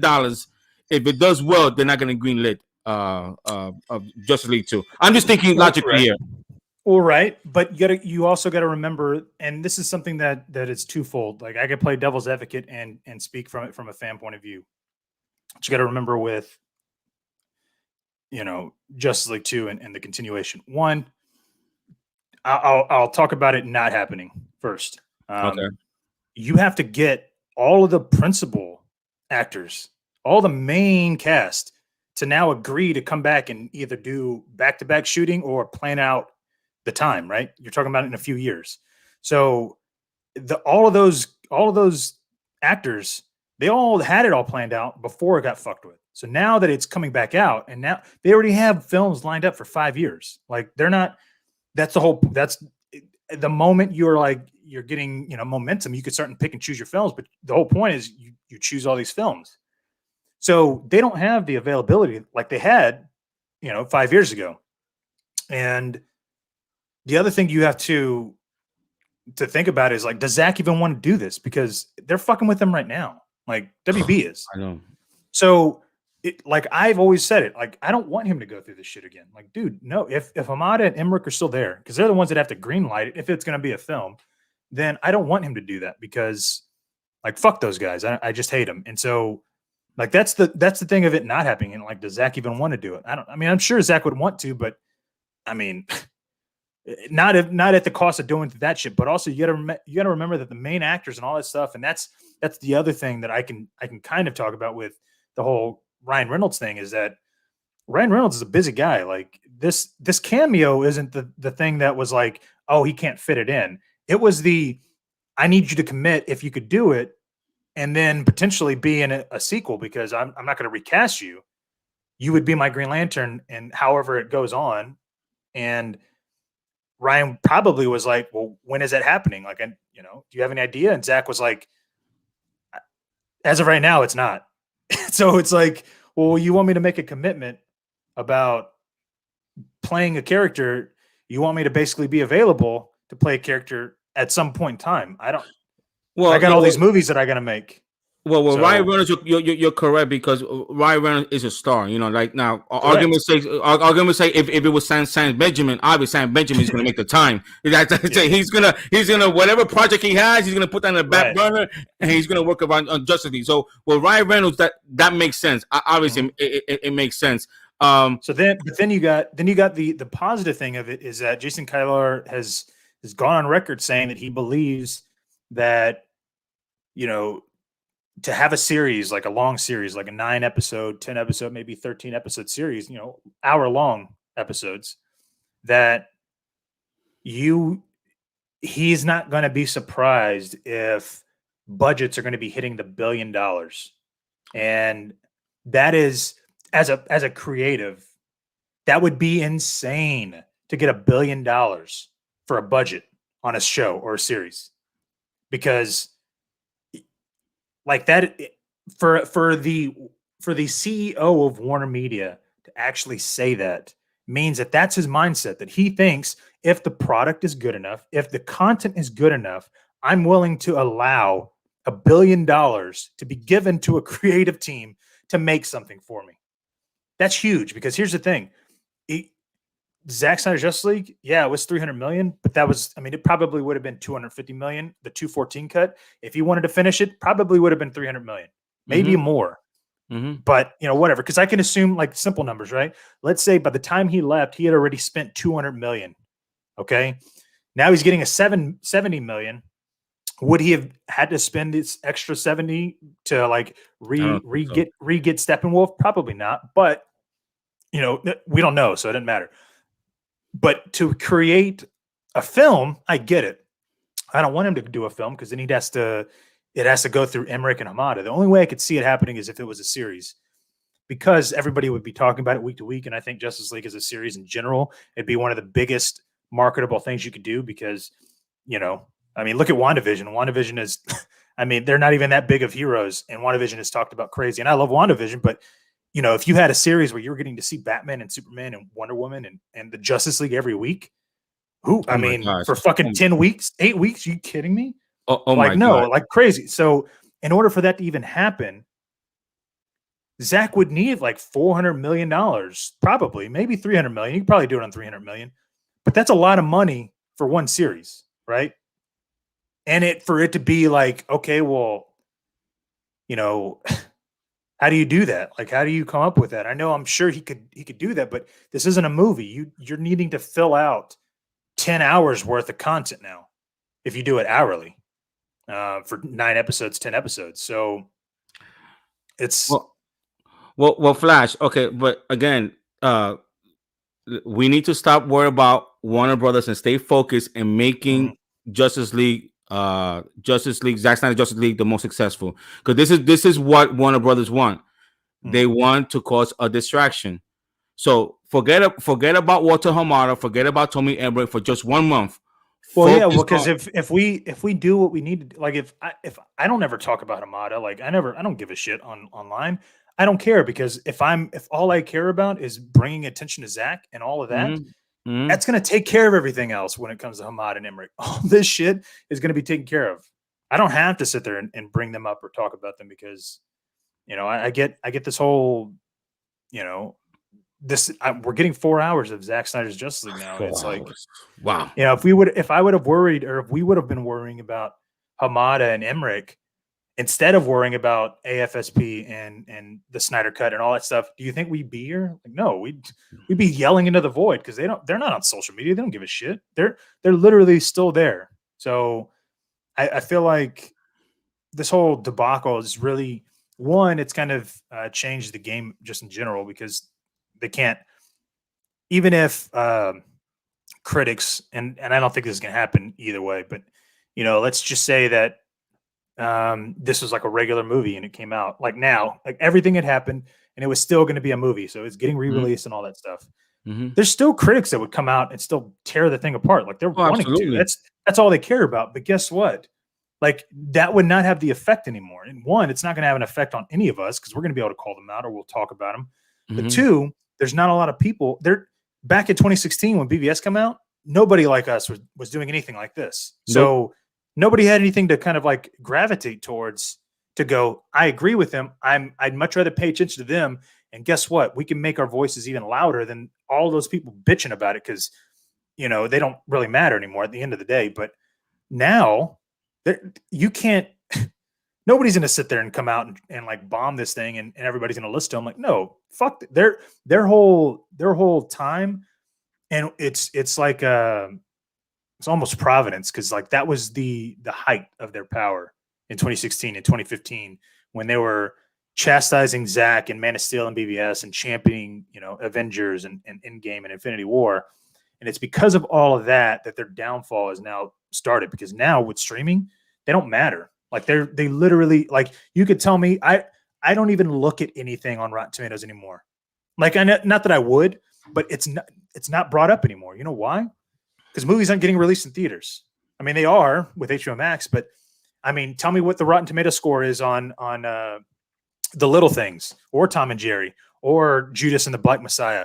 I have no idea, but I've watched 2 of those films and I judged it off myself. Like, I didn't, you know what I mean? Nobody was telling me, oh, certified fresh. Like, no, I didn't give a shit. The last time I've heard about a certified fresh, guess what? It was Wonder Woman 1984. And guess what? It ain't certified fresh no more. It's actually rotten now. So, it is? At the end of the day, So at the end of the day, it's like, and the fact that you didn't hear about it, guess what that means? It didn't matter, because everybody was watching the film. You know what I mean? It was available. People were watching. They weren't. it didn't fucking matter if it was certified fresh at the time it came out, and it didn't matter weeks later when it got rotten. People were still watching. It didn't matter. You get what I mean? Like nobody was paying attention to it. Nobody was talking about it. It wasn't getting brought up because people didn't give a shit. Because guess what? That power was taken from them to sit there, and now you can't convince an audience member to not go see a film because which is different when you're going to go spend the money versus just popping it on and it being front and center on HBO Max. Like that's a different thing. You know, if I have it right there at the fingertips versus, okay, I need to go spend all this money and figure out all this time. I got to drive somewhere to go watch it. It's not readily available to you, whereas HBO Max was. And so, you know, that should right there be an indicator of just how, like, dude, I'll be surprised. And this isn't a disrespect to Zack. This is just me being realistic when it comes to these dumb fuck critics. I will be shocked if it gets a better Rotten Tomato score than BVS. Like, I'm dead serious because, and I'm talking about Zack Snyder Justice League, because the fact that BVS has a 27% score, like it just blows. I'm like, are you guys really like Beverly Hills Chihuahua has a 44% score? Okay. to just talk about the difference in movie quality, right? Like that score is so minimal and so meaningless that I always point to that because I'm like, Beverly Hills Chihuahua, like, are you fucking kidding me? Like Talking Dogs, like George Lopez talking on the, you know, whatever. Just in my head, I'm like, I love that movie. Yeah, no, so do my daughter. So it's like, I'm like, how does that movie have a better Rotten Tomatoes score? And then you realize, oh, well, guess what? It wasn't going up against Avengers and trying to get compared. It was just Beverly Hills Chihuahua. Like people were literally taking the film and judging it based off the film itself. They weren't sitting there going, yeah, but you know what? I didn't see the Chihuahua wasn't smiling, or in whatever dog movie, they were more jokes. My blood pressure gets so high. I actually saved this credit. When Godzilla 2014 came out, this credit says that he didn't give it a rotten a fresh score because there was not too many monsters. Then when King of the Monsters came out, that same critic says it was too much monsters. I literally just screamed right off my microphone and said, you asked for more monsters, you got more monsters, and then you're gonna still complain. I mean, it's just that's what's so crazy. That's what's crazy about, and that's why I'm saying, like, critique the movie. Don't tell me what you were wanting. If you're basing your critique off of your expectation, you shouldn't be doing what you're doing because, like, just because I don't like something doesn't mean I don't think it was well made. You know what I mean? Like, and John, not only that, understand the character of the movie you're gonna watch. This critic gave the Joker a bad score. This is what she said. I didn't like it because they portrayed the Jokers to be a mental, psychotic, narcissist person. And I scream, I says, you just described the Joker! I mean, Jesus. I don't get it, man. It drives me crazy. Like, can you at least learn the character? I mean, it just... Well, they don't, but that's just, and in fairness, imagine me as a fan of the films that I have been, right? Like, if I had to write a review of all the movies that have come out, or that, a lot more other movies than the ones that I'm interested in, am I going to give it more? You know what I mean? Like, if I had to watch, and I don't even know what to, I'm using this as an excuse, or an example, but I'm not meaning it this way, but am I going to talk with the same enthusiasm and the same nuance and everything that I talk about when it comes to Zack Snyder's films as The Little Things or Judas and the Black Messiah? No, I'm not, because those aren't the films that I'm really into. Like, I watch those because, like, I admit I would never go see those in the theater. Never. Would I ever see them ever? Probably not. The only reason why I did is because they were on HBO Max and I got to watch them. So I'm glad that I was not open, but I'm glad that I was able to view it. But I'd never, if I had to review that, like, that would be tough for me. Like, I wouldn't know how to review it. And, even then though, at the same time, I still wouldn't even like trash it. They're not bad made film. You know what I mean? Like, there was no problems with them. I enjoyed them. But am I going to sit there and treat it, or not treat it, but am I going to be able to articulate my own thoughts on those two films like I will be for Zack Snyder Justice League? Absolutely not, because I like watching comic book movies. Those other films, those are different genres that I'm not into. So, it's like, all right, whatever. Like, but I wouldn't sit there and like criticize a film like because I didn't like it, and that's what I'm saying. I didn't want to use that film, but I'm trying to think of a film that I haven't liked, that I was just like, whatever. We could. I don't mind having a honest, even hard fought, respectful debate about a movie. Just don't get personal, and I just don't understand. I mean, do you know why they? Because it seems like some of these critics hate Zack, but the Mhm. people that actually work for him during his film, they love him. Where's the disconnect? Well, I think the What am I disconnect missing? is, this is for me. This is personal, like not personal. This is personally what I think, and it's just, I mean, I can only assume that, right? Like if his films before I even, because like again, I'd always wanted to be involved with film and TV and film production and all that stuff. So I've always wanted to do it. I just never did, whatever. And it wasn't until 2016 that I started to really understand film language and all of that stuff. But I still remember, and this has nothing to do with Zack Snyder being my favorite filmmaker, but I mean, every film that he's made that I went to go see in theaters had a resounding effect on me. Like it did something. Like it did something to me. Like I became a 300 fan. I became a Watchmen fan. I became a Superman fan. So the film, like even before I knew what I was watching, I could feel something.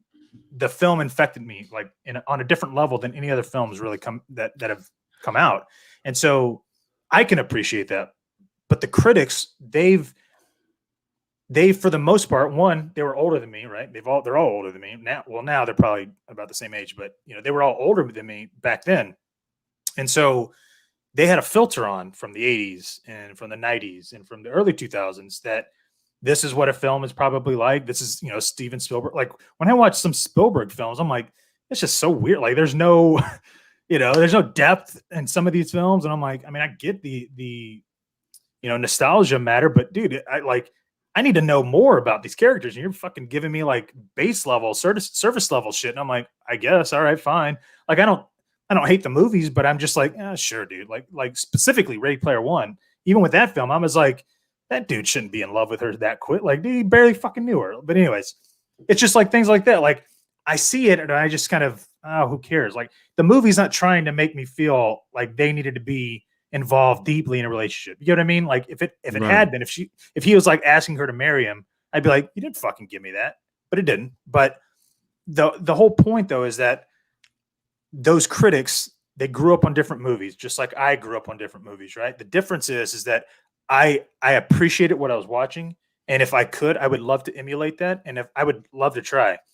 The people that are criticizing his film, what I truly believe is that they're so upset that nobody else has been able to do what he's done. They can't do it, and so it's envious. That envy that it turns you rotten. Like yeah, like I've never been envious of anybody, and so like I feel I'm yeah, well that too, yeah. Unless not even that, it's like if you're even with your connections, like not if you're loyal to one director or producer and all that, then cool. But if you're not, or if they have a problem with somebody else, then whatever. But that's why. So when these critics come out and they criticize his films like to an absurd amount, you could tell it's because they're bitter. They're literally like it's like they can't process the fact that a filmmaker did what he achieved to do, which was make you like not emotional, but like you left the theater thinking about the film you just watched. Like those, if you talk about a film that made me do that, Midsummer, like that film when I watched it, I wasn't ready for that film, and I didn't see it in theaters, but I saw it on Amazon. But have you seen that movie? No, I haven't. No. Okay. There's Have you seen Mother? no, no, Listen, I'm not film junkie. I no, don't. well, those are just those two films alone, and I would even say, have you seen Annihilation? No. Okay, well, No. listen, It sounds like I'm missing. Now I seen Training Day. That was pretty no, good. yeah, no. Is No, that even these close? films, No, not at all. Not with these films that I just talked about. But All what I'm right. saying though is that you watch those films and you like. I know a film is just so like it changes me when I'm sitting. I'm looking up things online. I'm doing that, and I get into it. And those three films, I mean, they'll fuck you up if you're not ready for them. And There's so what? there's only two films that actually that like really got to me. Mm, BVS. mhm, Now I'm not sure if you know this, but the reason Superman is my favorite character. The reason he's my favorite character is because the story of Superman resembles the story of God and Superman being mhm. that Messiah figure.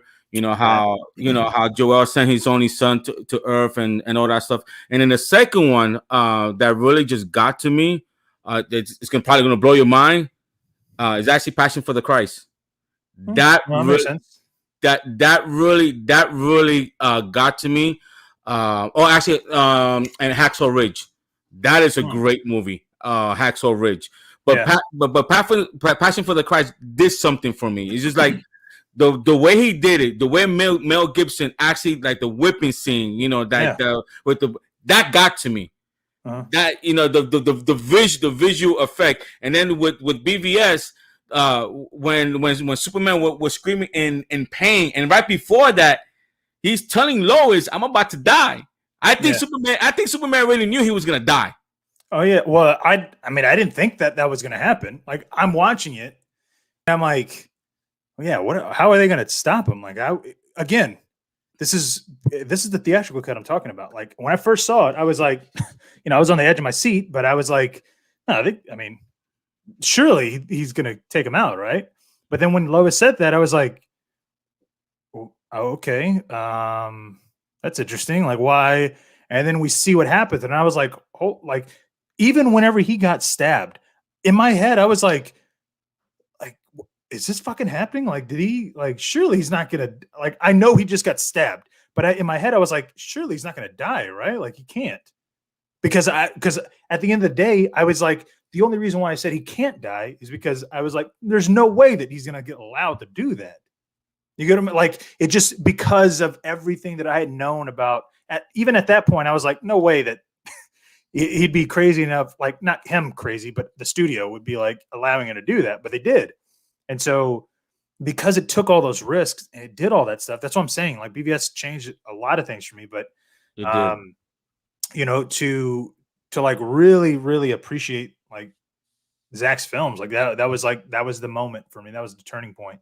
And so but like you watch Annihilation and here's the thing, those three films that I was talking about, because I didn't really understand the film language and the filmography of a lot of directors and stuff like that until BVS.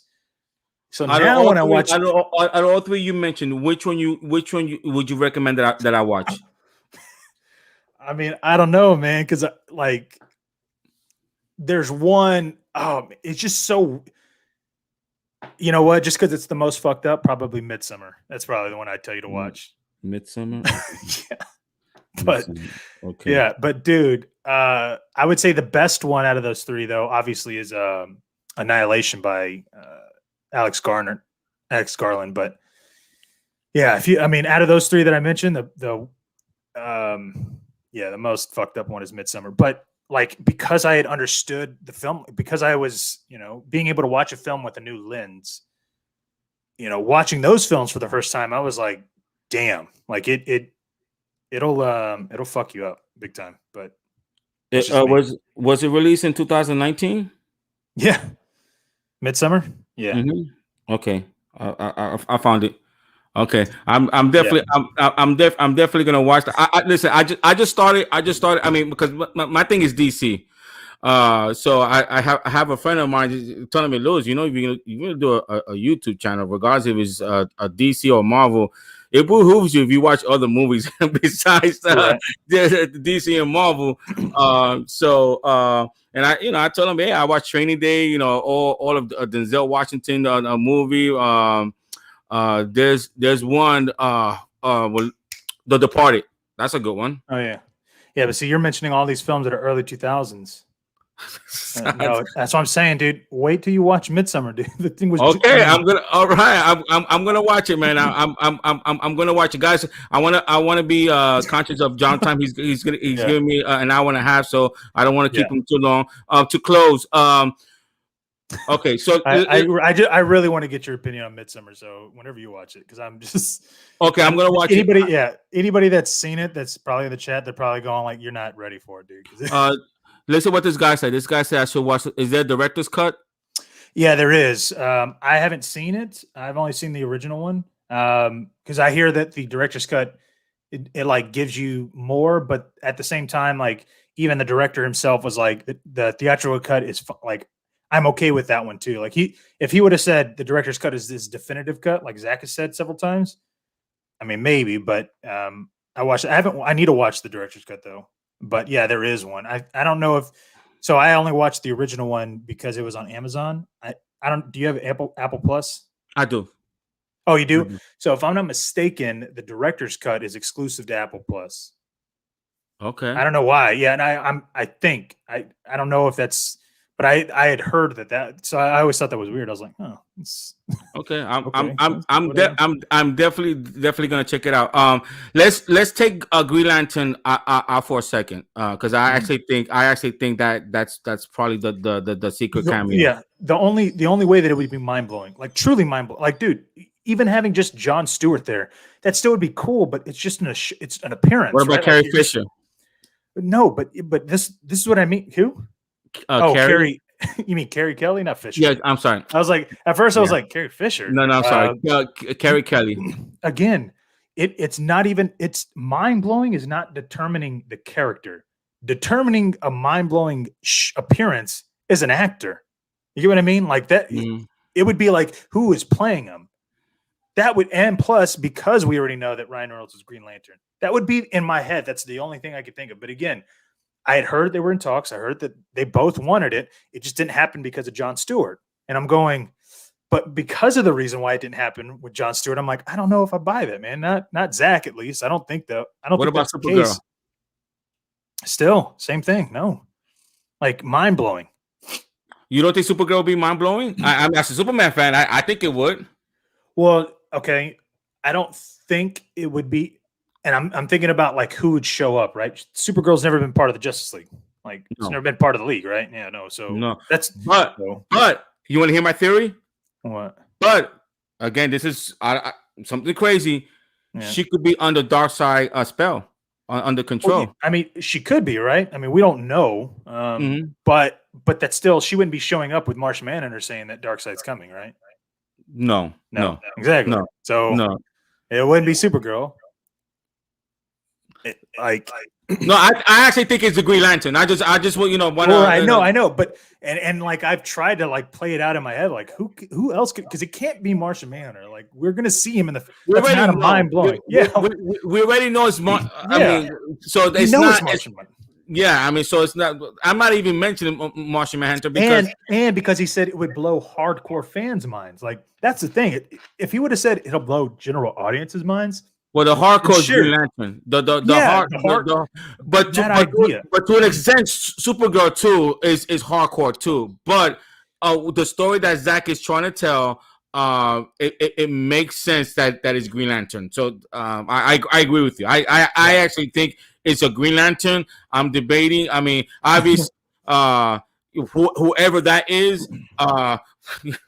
Well, I just say this, like, and. I don't know. Again, I haven't been told that it was done. All I was told was that it was in the works. It never gotten finalized.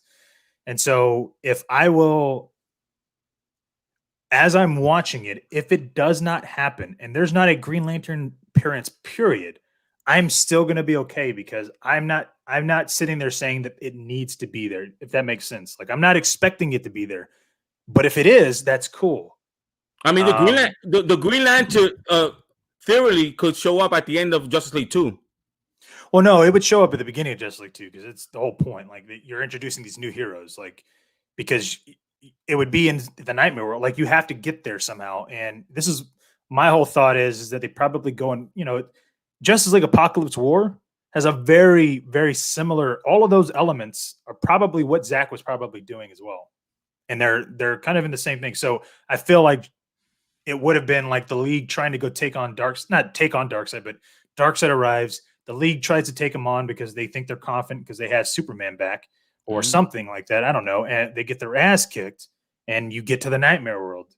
And so it's like now the Nightmare World would be the third film, but you would see like the League basically getting their ass kicked by Darkseid in the second film because you have to. Like there's no other enemy that's going to come down to Earth, and you're not going to see Brainiac just arriving going, "Hey, I'm going to take over the world," and Darkseid be like, "The fuck out of here." So I do want to show you. You probably saw it already. Let me quickly show you this right here, and tell me what do you think. Let me see. You probably saw it already, but everybody's obvious they're talking about it. This right here, but Danny Garcia. You see it? Oh yeah, no, I don't see it, but It but says, I know what you're talking about with their thing. So for me, she could have been silent, like with this whole Superman news, and I would have preferred that because her saying that, what she says in her Snapchat, smells of desperation for me, and also I feel like she knows that she knows things and it's not good, so she's trying to bluff her way into keeping it positive because one, she didn't even say what she's talking about, and two, like if she would have just ignored it, it would have been bigger news. Like it would have been like, and I don't mean it in this way, but is anybody talking about, that Superman reboot today? It's Monday. It was announced on Friday. I know I'm not seeing. I haven't seen anybody really tweeting it out and doing all that. No, nobody's really talking about it. So, I mean, but people are talking about Zack Snyder's Justice League. So it's like there's certain ways that you need to, either adapt or not say certain things. And I think if she would have just been quiet, she would have been fine. But I think she also knows the reason why she wasn't quiet is because guess what? She does know that she's on it's something as bad is happening, and but she's trying to play this front. She's trying to bluff to pull to make it look like she's got more options when really she doesn't. That's my opinion. I'm gonna tell what I heard. I'm telling what I heard. As far as Henry Cavill, Warner Brothers, the cinema, that's done. That's done. Well, yeah, I know. I mean, I don't see him making another film. The only way he can continue is Zack. Right. What I heard is that the only shot, if, and again, this is if there's ever going to be a Man of Steel 2 or Cavill finishing as Superman, it's on HBO Max. That's right. But there was never going to be a Man of Steel 2. There was never going to be another solo Superman film. Let me just put it that way. And we know this. This isn't like secret information. There was never going to be a Man of Steel 2. You were going to have Man of Steel. You're going to have BVS. You're going to have Justice League, 3 films. That's it. That would be it. That's the whole 5 arc that he would have planned, or that he did plan. And there was never going to be a moment in there. There was never a moment for Suicide Squad. There was never a moment in there for Batman. There was never a moment for Wonder Woman. It was literally just these 5 films and this planned arc. The only reason why those films even came to an existence was because Zack was being nice about it. And he said, look, fine, if you guys are going to want to do these spinoff films, I can interweave this story to include all these other ways. So that's how you got David Ayer's Suicide Squad. That's how you got Wonder Woman. That's how you got what would have been the Batman and Flash. And that's how you would have gotten, what was it? Green Lantern? Oh, Aquaman. No, Aquaman. Aquaman. Because all those films, those are 5 films that were planned because he already had 5 films. So Warner Brothers literally could have had 10 fucking DC property films in a span of 10 years. Okay, that would have been great. That would have been so fucking phenomenal. But they wanted it when they knew that they went, wait. But those 10 films, you know what we should have done? We should have started from the bottom from that first film, and the 10th film would be like them finally fighting Darkseid, and Zack's like, well, no, they don't fight Darkseid in the 10th film. They fight him in the 5th film. These other 5 films just exist in this world. Mhm. So, and they were looking at it like, no, we need 1 film and we need 10 films.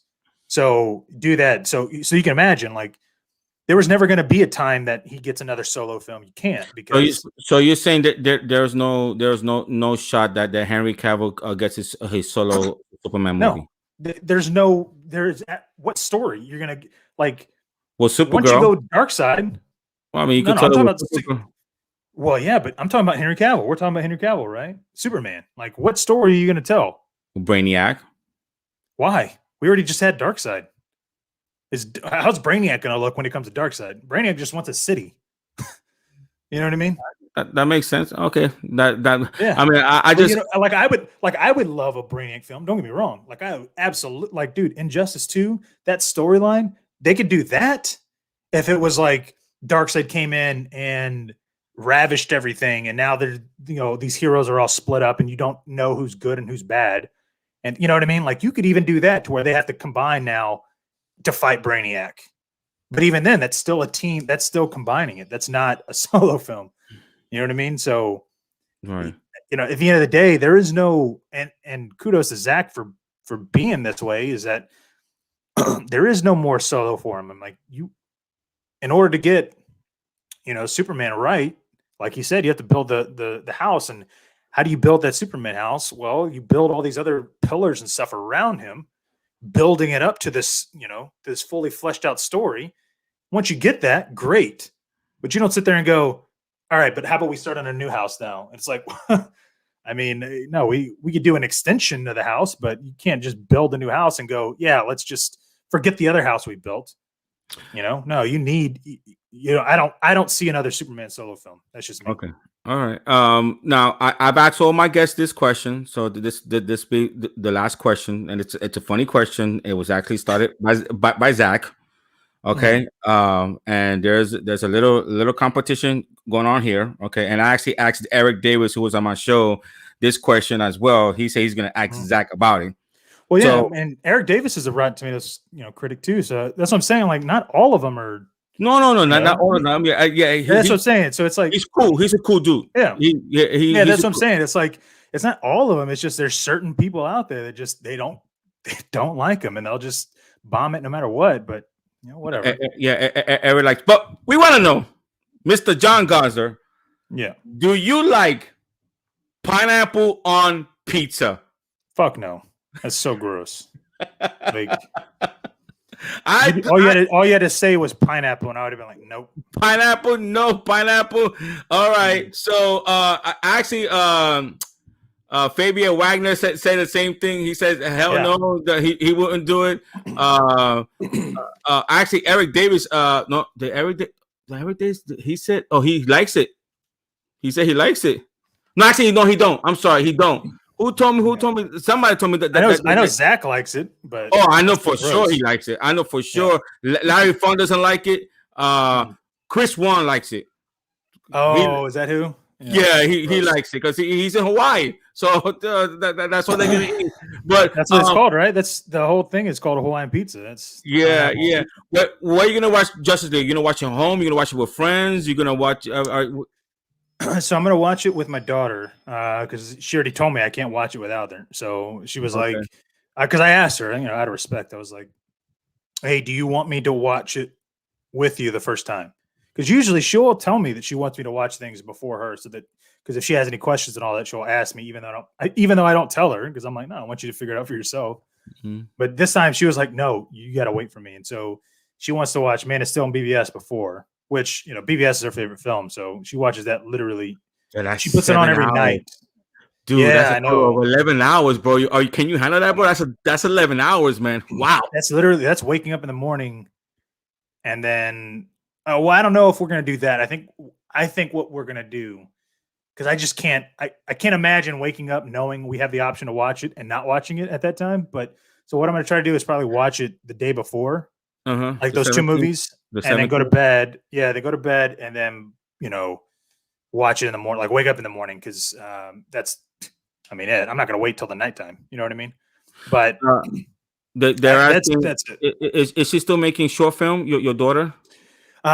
She wants to, but she's been really busy. So her mom put her in AP classes this year for the school year, which is Mm. a huge mistake because she literally has homework every day. I mean, it's just it's ridiculous. And some of the homework, like I've gotten involved with because it's so much. But like we've made she's taken a video production class, so she's been able to make some not shorts, but some like video essays for English, and she got 100 on that. So it's like she's still involved with things, but she's so busy with schoolwork that she doesn't have time right now. But I mean, she wants to do things. So I mean, we'll see.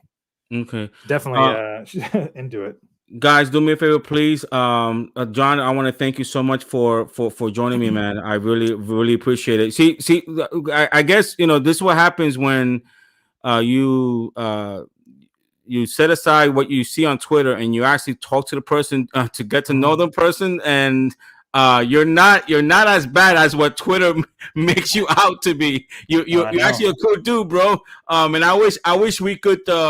People could do more of that. It's okay to have a hard debate. It's okay, to disagree. That's part of life. We're not always gonna agree on everything, but just listen to each other out and just talk. And that's what we did. So I'm pleasantly surprised, brother. So I thank you for joining me. I really appreciate it, man. Oh, thanks for having me on, man. All right, man, and I'll let you know. I'll let you know about that Midsummer. I'm gonna watch it, bro. I'm gonna watch it, bro. Now, someone said to watch. I got two people saying to watch the director's cut, so you may want to watch. That's what I'm saying. Well, I may want to watch it, but again, it's only on Apple Plus. I don't have Apple Plus, so I don't know.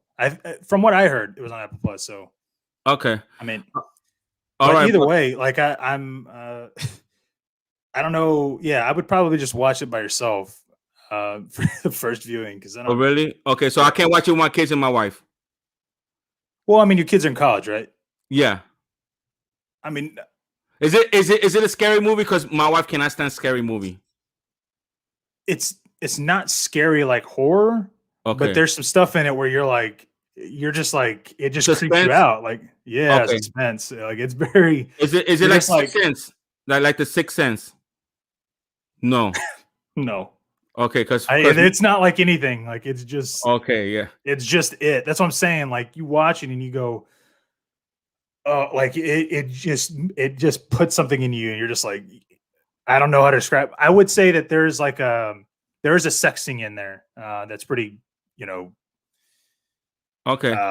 It's pretty strange. So like I'll figure it out. I probably wouldn't watch it with your daughters unless you've watched sex scenes with your daughters. Like I don't know. Like for me, I don't. Me and my daughter, we don't watch those. So like, so yeah, I wouldn't do that. But it's actually, as funny as it is, it's not a sex scene that would highlight the woman per se. It actually embarrasses the guy, more or less the guy more. Yeah. So that's why I'm saying like, it's not like it's a bad sex scene. It's just like, again, man, I don't know. I don't know when you're going to watch it. Yeah. You're going to be like, well, Zod saying the director's cut is going to blow my mind. So that's part of the one I'm going to watch then, because there's already 4 people on the chat that says that the director's cut. So I'm going to watch the director's cut. Yeah. So absolutely. So when I watch it, I'll let you know, brother. Yeah, let me know, and just be ready, man. All right, my man. Well, gonna fuck you up. John, thank you so much, man. Be safe in Texas, man. Everything's getting better in Texas, right? Yeah, it's still hot now. 85 degrees. So whatever. Okay. All right, my brother. All right, John. Thank you so much, my man. Peace out, man. Thank you, sir. Have a good night, man. All right. All right, guys. That was Mr. John Garza. Nice guy, bro. Real nice guy. If you get to sit down and talk to him, he just tells you what he thinks. So I was pleasantly surprised, man.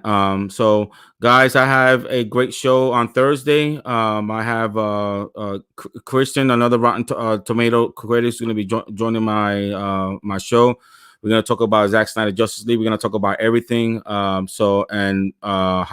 everything is scored. Then on Saturday, I'm gonna have Will Rollins and Mr. Wes Ashley gonna be joining us, and then on Sunday, the Outlaw, also known as the GOAT, and Dave the Film Junkie is gonna be joining me on Sunday. Guys, if you could do me a favor, please, if you can, underneath the video, the description button, there's a link. It's for juvenile diabetes. Um, it this, and I'm a suicide survivor, so I'm all for that. But this one hits home for me because it's my daughter's affected by it. We're trying to find a cure. If you just go hit that link and just donate anything, would it be $5, $10? Give up a McDonald's. We spend like $10 on McDonald's. Can you do that for me? Just go there and just donate. The money doesn't go to me. It goes to the Juvenile Diabetes Research Foundation. 100% it goes to them. They're trying to find a cure. So I don't keep a penny of it, none whatsoever. So I would greatly, greatly appreciate it if you guys could do that for me. I really would. So it really hits home. So thank you guys so much, John. Once again, thank you for coming on. He didn't have to do this, I really appreciate him coming on. I am gonna watch Midsummer. Zod, I better like it. Zod, because you're saying the director's cut. Hopefully I don't want to, because the sex scene, but I'm a lot of you guys telling me to watch it, so I'm gonna watch it. So it was a great show. It's probably one of my best shows. So thank you guys for joining me. Thank you everyone in the chat who participated. I'm sorry I couldn't get to every single question. It's just when you're in deep conversation, with the with the guests, you want to you just want to keep on talking. So but guys, once again, thank you so much. Please hit the like button. Please hit the subscribe button. Subscribe to my channel. You guys see what my shows are all about. It's not about me. It's about the guests. Different shows, are good. I know Chris One Ping Pong Flakes, he likes giving information. That's great. I watch him every single day. Same thing with Dave Pena. With Dave Pena, he does both. He does he provides information. He talks with the chat, with his followers. Then he has guests on Friday. With me, with my guests, obviously as I build my channel, and as I get a bigger platform, I'm gonna do more things. But right now, this is what I feel comfortable with. Having guests on, get to know them better, get to know them, and ask some questions and so forth. So so please, if you like this channel, support me. Please, again, hit the like button, hit the subscribe button, hit the notification on, and once again, guys, please just go to that link that I have underneath the description video. Click on that. Just give up a McDonald's, a Burger King, a Chick-fil-A, whatever. Just it won't hurt you. Just to donate $10 minimum. And again, it's not for me. It's for Juvenile Diabetes Research. If you guys go to the first video on February 20th, the first 2.5 hours is dedicated on juvenile diabetes. They go in debt on the advanced research that they do. They go into details. Back they stated back in the 1920s, if anyone who got type 1, it was a death sentence. So look how far everything has gone. So it's raising awareness as well. You never know. My daughter, she was thirsty, going to the bathroom a lot. Here in Florida, that's what we do. It didn't dawn me, that she could have been type 1. So that's why I did that video, so we all could get educated. So if you guys see that video, you guys more or less could know the warning signs. So I would encourage you for you guys to watch that. Any event, guys, my name is Louis. Thank you for joining me. Thank you for watching. Again, please hit the subscribe button, the like button, and also go to that link. See you on Thursday.